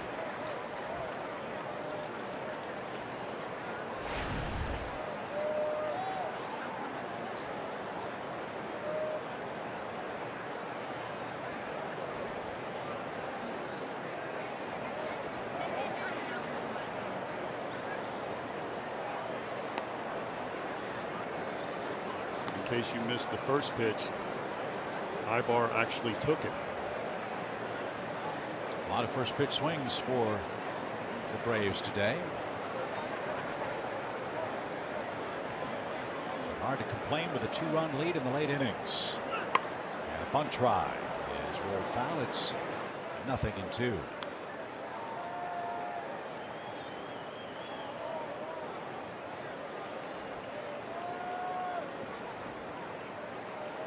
White Sox have to be encouraged with what Shields has done today. Yeah, he trails in the game, but considering how poorly he had pitched in San Diego and how rough his start was with the White Sox, this is now 4 games in a row where he's thrown very good baseball for them.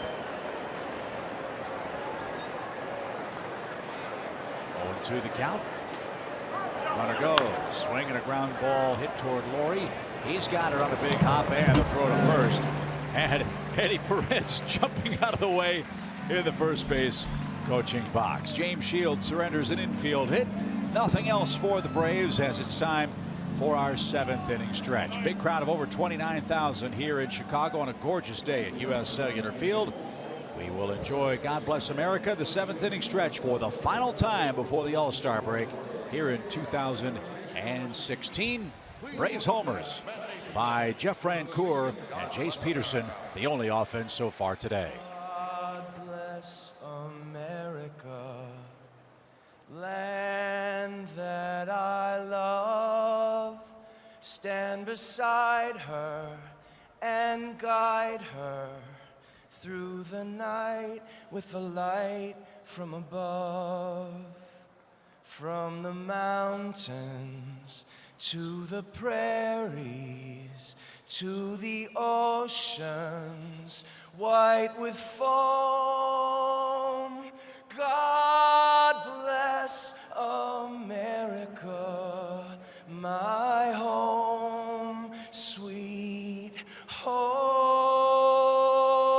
God bless America, my home, sweet home.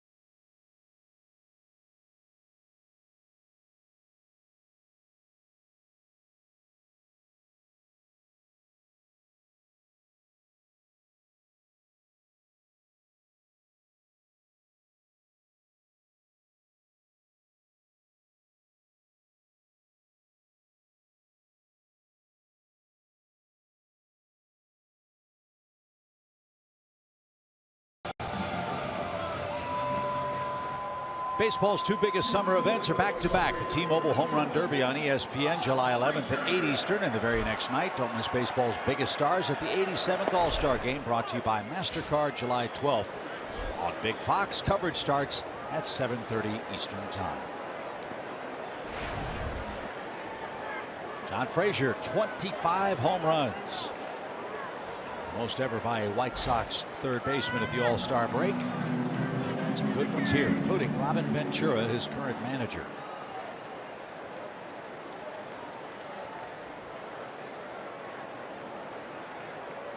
Mike Foltynewicz just continues terrific aggressive pitching. And pitching backwards. He went to a curveball after a first pitch slider, and that is not on the scouting report, I guarantee. Swing and a miss. He's got a career high tying 8th strikeout today. Breaking ball, and then the bazooka. 1 out.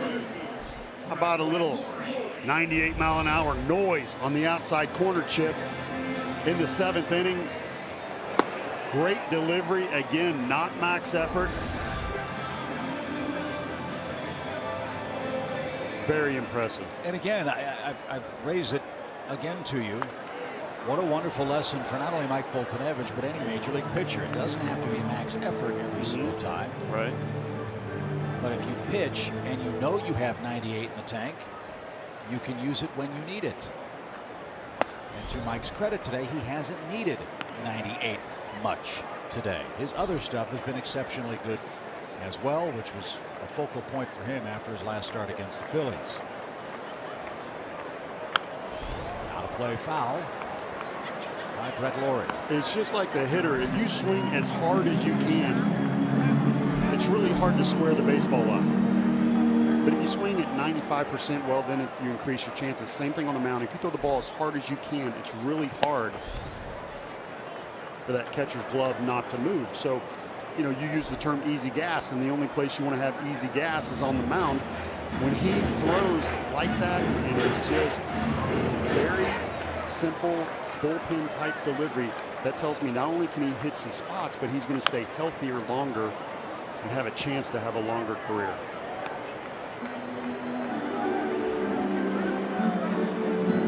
So Lawrie, after fouling that nasty pitch off, has to start the guessing game. All right.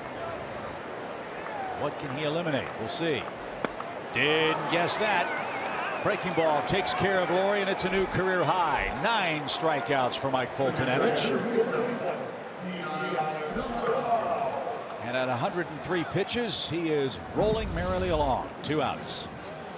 And this is a curveball, 12-6, hammer, nasty. He's got the slider working today, has mixed in some good changeups, but the curveball has been the major difference, usually only throwing it 10% of the time. He has switched that today and been rewarded. He's got Navarro swinging twice. The White Sox catcher so far hitless in the series. How about an even 10? Would be nice, and he's 1 strike away from doing that. Well, it is his mom's birthday yesterday, actually, Cindy, so it's a pretty good deal. Dinner, carriage ride, now see your son strike out an all-time high. Can he get 10? He sure can.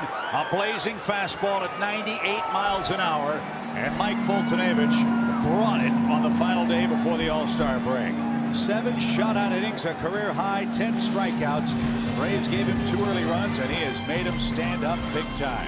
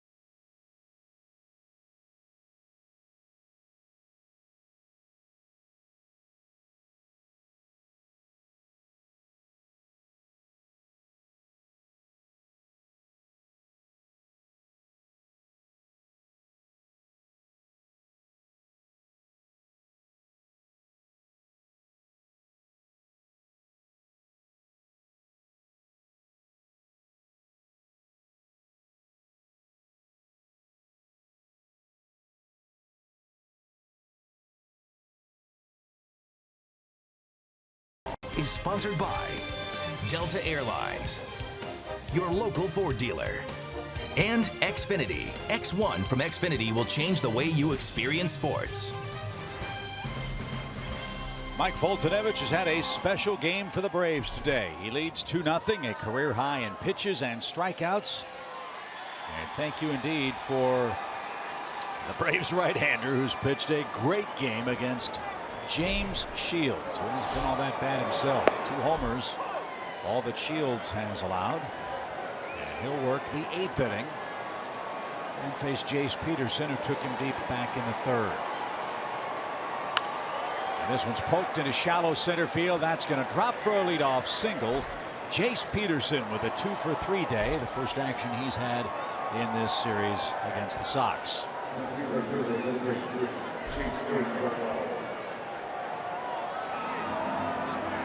little insurance wouldn't hurt as d'Arnaud bats. Let's see if he can advance Peterson.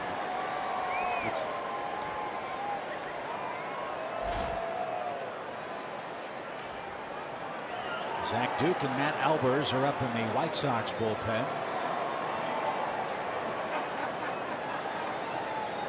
d'Arnaud, the second place hitter for the Braves, has hit the ball in the air 3 times. Could see a bunt here, Chip. Late in the game, moving Petey over. d'Arnaud hit a few pop-ups today. Instead, he swings. It's caught by Anderson in a double play. What an acrobatic effort by the Chicago shortstop. d'Arnaud hit it right on the money, and it was Anderson covering, and he ran right into that line drive at the bag. 2 outs. Unfortunately, that's a base hit. If Anderson's not coming in, had to cover second on the steal from Peterson. And we talked about the range of defense showing it off again right there. Freddie Freeman bats with the bases empty and 2 men out. Just past 3 o'clock here in Chicago. Braves 2, White Sox nothing. We'll join you again from Turner Field on Friday night. The Colorado Rockies will come in Friday, Saturday, and Sunday. And the Braves head out for a 9-game, 10-day road trip.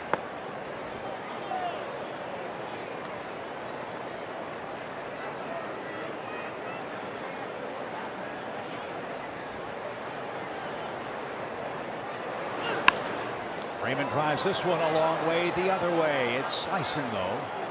And out of play. Turn 2.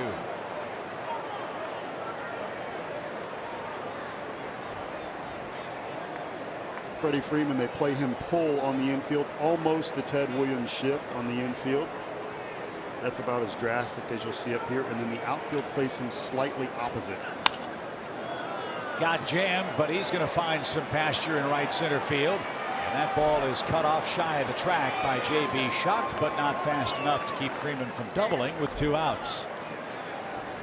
21st extra base hit for Freeman in his last 28 games played.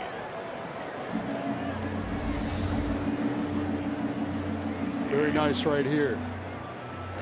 Little curveball that crept over the inside part of the plate, jammed him just slightly, and that outfield that was playing slightly opposite we talked about has no chance.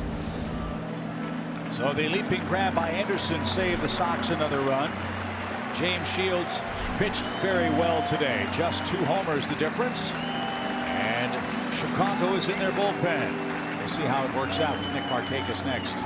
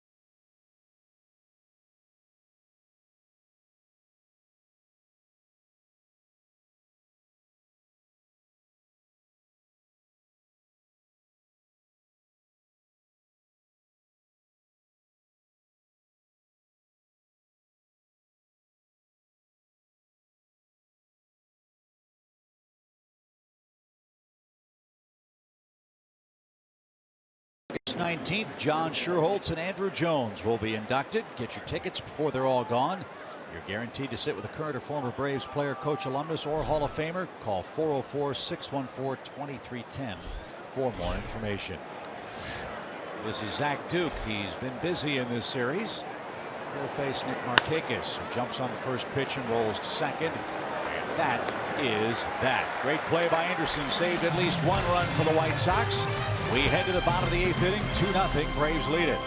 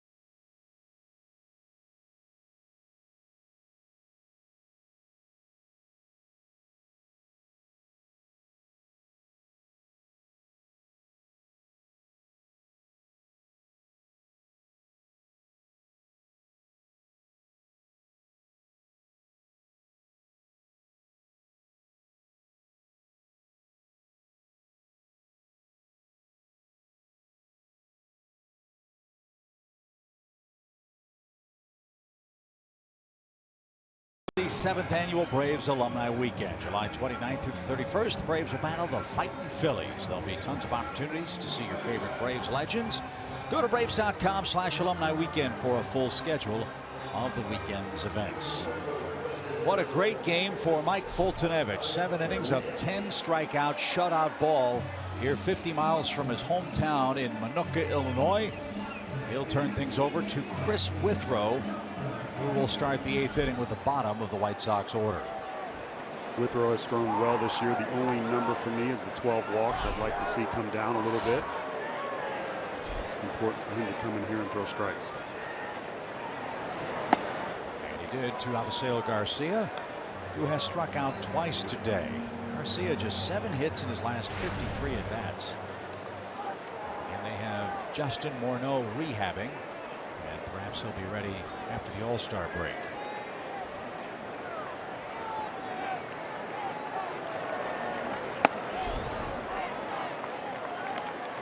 The most of the time, Chip, when a reliever follows a starter, they get paid a lot of money. They throw for 1 to 2 innings, and they're nasty.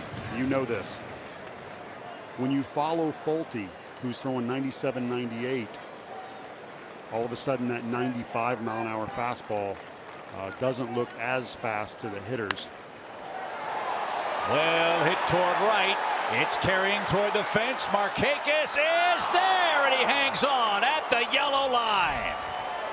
Oh, Garcia just missed, and Nick had just enough room to haul it in for the first out. What a catch by Markakis.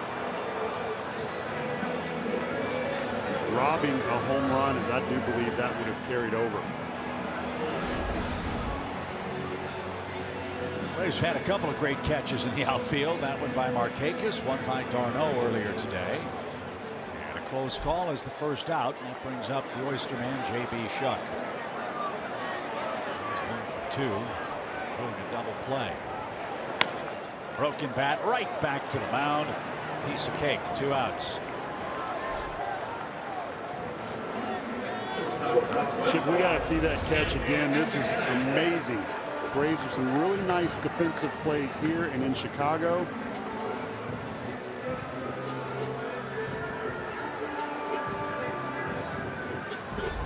outfielder's favorite thing to do.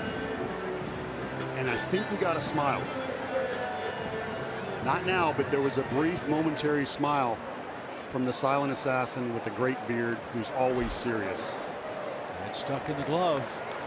And it keeps the Sox off the scoreboard as Anderson hits with 2 singles and a strikeout for his batting line today. He's also made a fine defensive player to himself.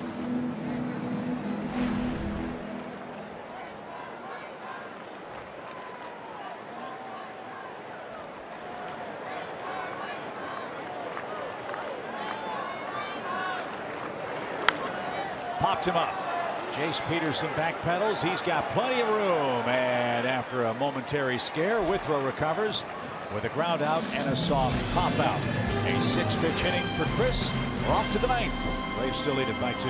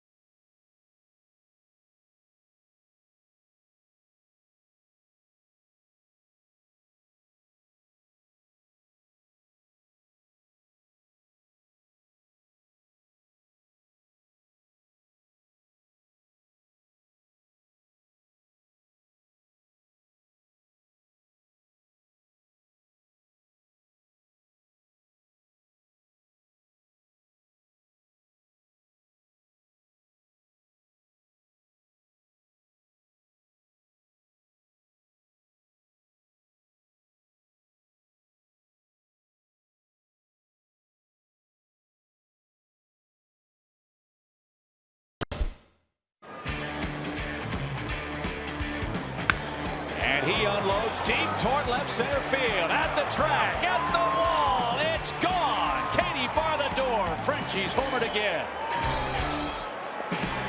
That's our Yellowwood bringing the lumber feature. Jeff Francoeur's had a terrific series against the Chicago White Sox. 3 for 10, a couple of homers, 6 RBIs. And he'll lead off the 9th as the Braves look for a little more insurance, this time against right-handed reliever Matt Albers.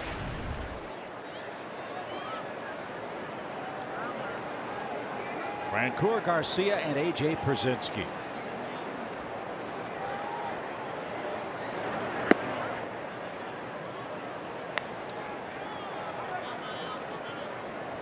None of us were shaking our heads and wondering why David Robertson wasn't in the game yesterday to preserve a 1-run White Sox lead. Found out that he's got something wrong with his leg, so he was unavailable.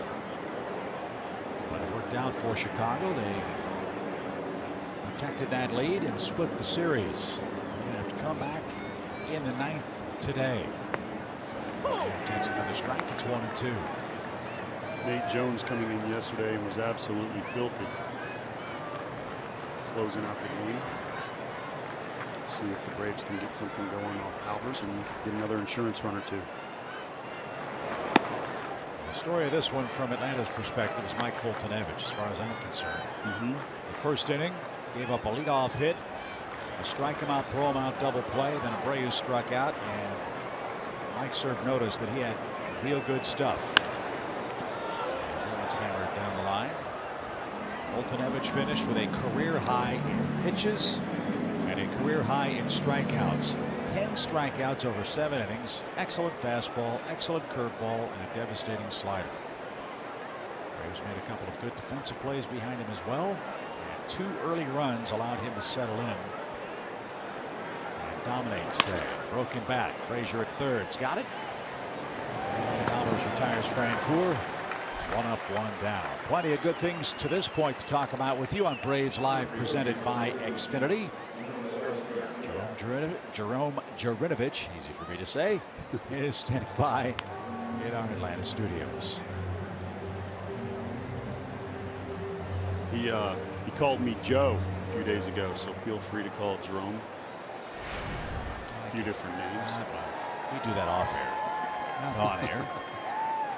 Looking forward to Jerome in the studio. As a strike from Albers to Adonis Garcia. Nick Green's in the studio as well with Jerome. And we'll have lots of good stuff to talk about, as the Braves are 3 outs away from taking 2 out of 3 from the White Sox and finishing up this crazy portion of the schedule. You recall the Braves had the Fort Bragg game thrown in, the series with the Phillies, the 1-game makeup with the Cubs, and then 3 with the White Sox. And ripped back to the screen, 1 ball and 2 strikes. Marlins beat the Reds 7-3. That's a final. The Cubs lead the Pirates 6-5 in the 8th inning in Pittsburgh. Cubs really need that win. Pirates try to climb back into shouting distance in the Central and the National League. In fact, the races in the major leagues, the closest is the AL East, where Baltimore leads Boston and Toronto by 2 games.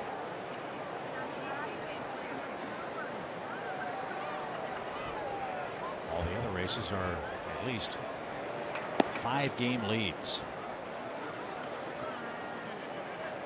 3 balls, 2 strikes. Adonis 0 for 3. He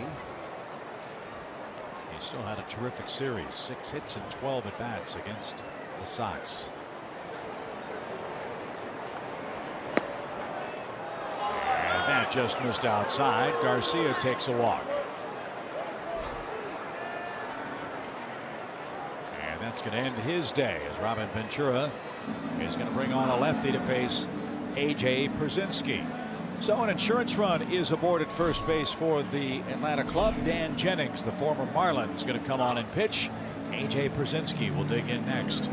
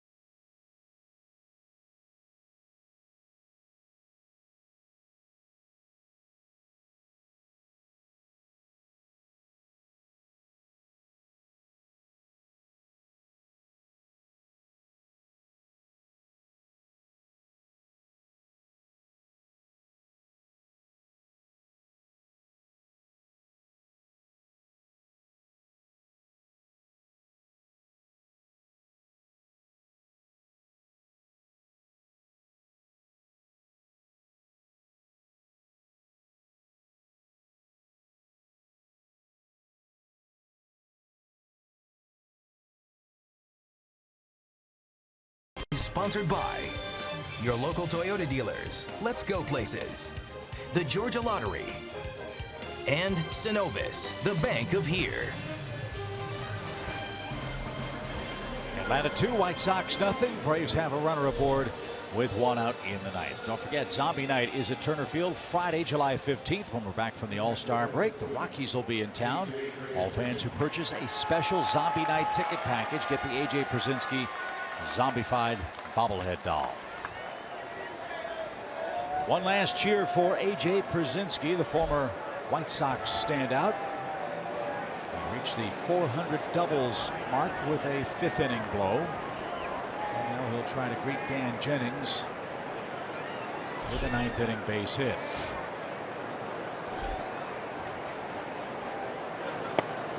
The Braves are trying to do something today, we're told, that has been extremely rare for them. The last time the Braves had a shutout win in the city of Chicago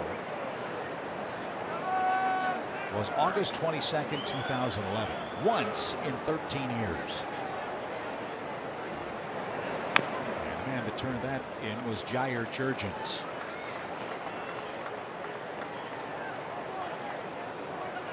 So Wrigley Field, U.S. Cellular Field.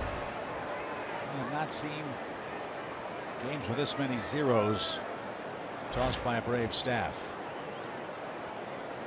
It's tough to do, and something I was reminded of, Chip, is that the flags, when blowing one direction, doesn't necessarily mean it's blowing that direction at home plate. A.J. rolls one towards second. Laurie is going to go to second, and Anderson barely held the bag at second base. Garcia's got a long look at the umpire, Dale Scott. The Braves might take a look at this. I'm not sure he held the bag here. Center fielder number 11, Inciarte. I think they got him there. Yep, I think you're right. Laurie with a nice quick pivot, took a chance there, took a risk late in the game. And that throw has to be perfect, has to have a lot on it, and falling backwards as you spin is tough to do. So Anderson held the bag with his right toe, and Inciarte's the batter with an infield hit in 3 tries today.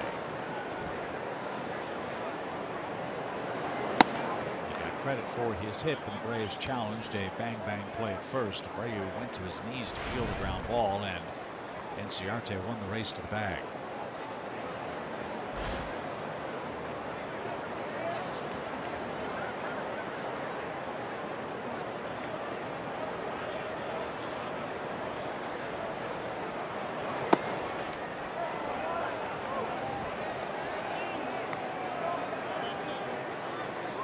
Boston beat Tampa Bay today. David Price won his 9th game.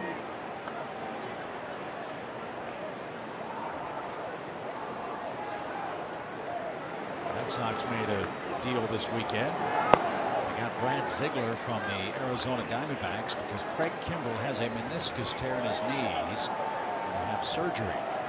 So the Red Sox needed a proven closer in Kimbrell's absence, and then when Craig comes back in 3-4 weeks or so, they'll have Ziegler available to help him in the Boston bullpen. Red Sox start play 2 games behind the Orioles in the East. They also added Aaron Hill from Milwaukee. Strike. That's a tough 1-2 punch at the end of the game once Kimbrell's back.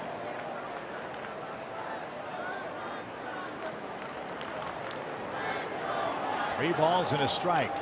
Good hitters count. Chopper up the middle, and Anderson's going to apply the tag to A.J. Pierzynski running by, and Jennings bails out Albers, who issued a 1-out walk. Last call for the White Sox in the bottom of the 9th.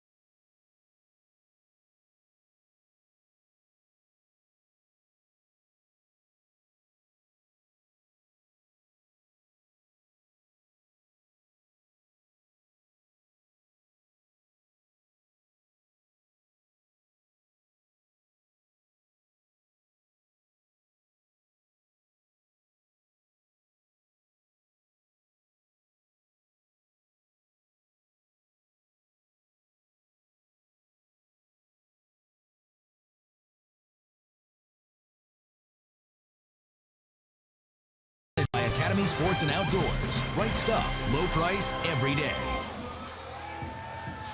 Welcome back. Bottom of the ninth. Braves up 2-0. And Chip, I don't want to jinx anything, but I don't want to do this with 2 outs. I want to say thank you to Fox and really to you for mentoring me over the last 4 days, really helping me out in a town where you are pulled at. You're a rock star here in Chicago for obvious reasons. It's not just the hair, the looks, the voice, but you treat everybody right. Everybody has nothing but great things to say about you here in Chicago. And I'm on the list. Thank you. Very kind. It's great having you here. I'm sure we'll do it again. And for those of you who are wondering, Joe's on vacation. He has some scheduled days off, so he's got time with friends and family at the beach. He'll be back with us on Friday. And sitting in my seat, it's always great to know we've got another great pro waiting in the wings if Joe needs some time off. So great job, Birdie. Let's see if Atlanta can finish off this Chicago trip with 3 wins and 4 tries, as it's Jim Johnson coming on to close it out. Ground ball to second. Peterson boxed it, rushed his throw, and got his man. Adamy bang bang play, and that's a big first out here in the 9th inning.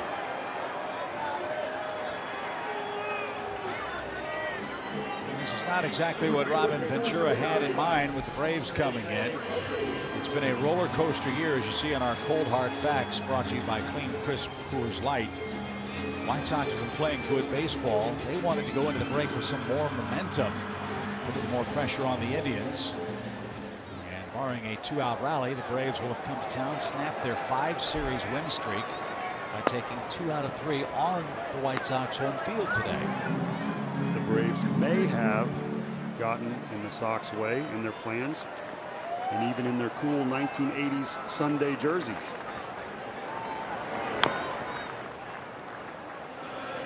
White Sox have always had some of the best jersey choices in Big League Baseball. Remember years ago they had the shorts, the softball look, with the collared uniform tops and the black shorts like a beer league softball team. This one shot into right field by Jose Abreu. Abreu's had a 3-hit game today. And all of a sudden, the White Sox bring the tying run to the plate. It's interesting that we have not seen Arodys Vizcaino at all in this series. Nothing from the man that's closed out almost all the games for the Braves this year. And Arodys had that rough game against the Phillies on this road trip. And I don't think I've even seen him get up and throw the baseball in the bullpen. Which makes me wonder, not that they're hiding anything, maybe he has a little physical ailment and they're just going to take advantage of the All-Star break, giving him some extra rest, and the other relievers have come in and done a nice job. So Jim Johnson, who's had back-to-back seasons of 50 saves in his major league career, will try to nail this one down. He's got a dangerous hitter up there in Melky Cabrera, who's been held down 0 for 3 today.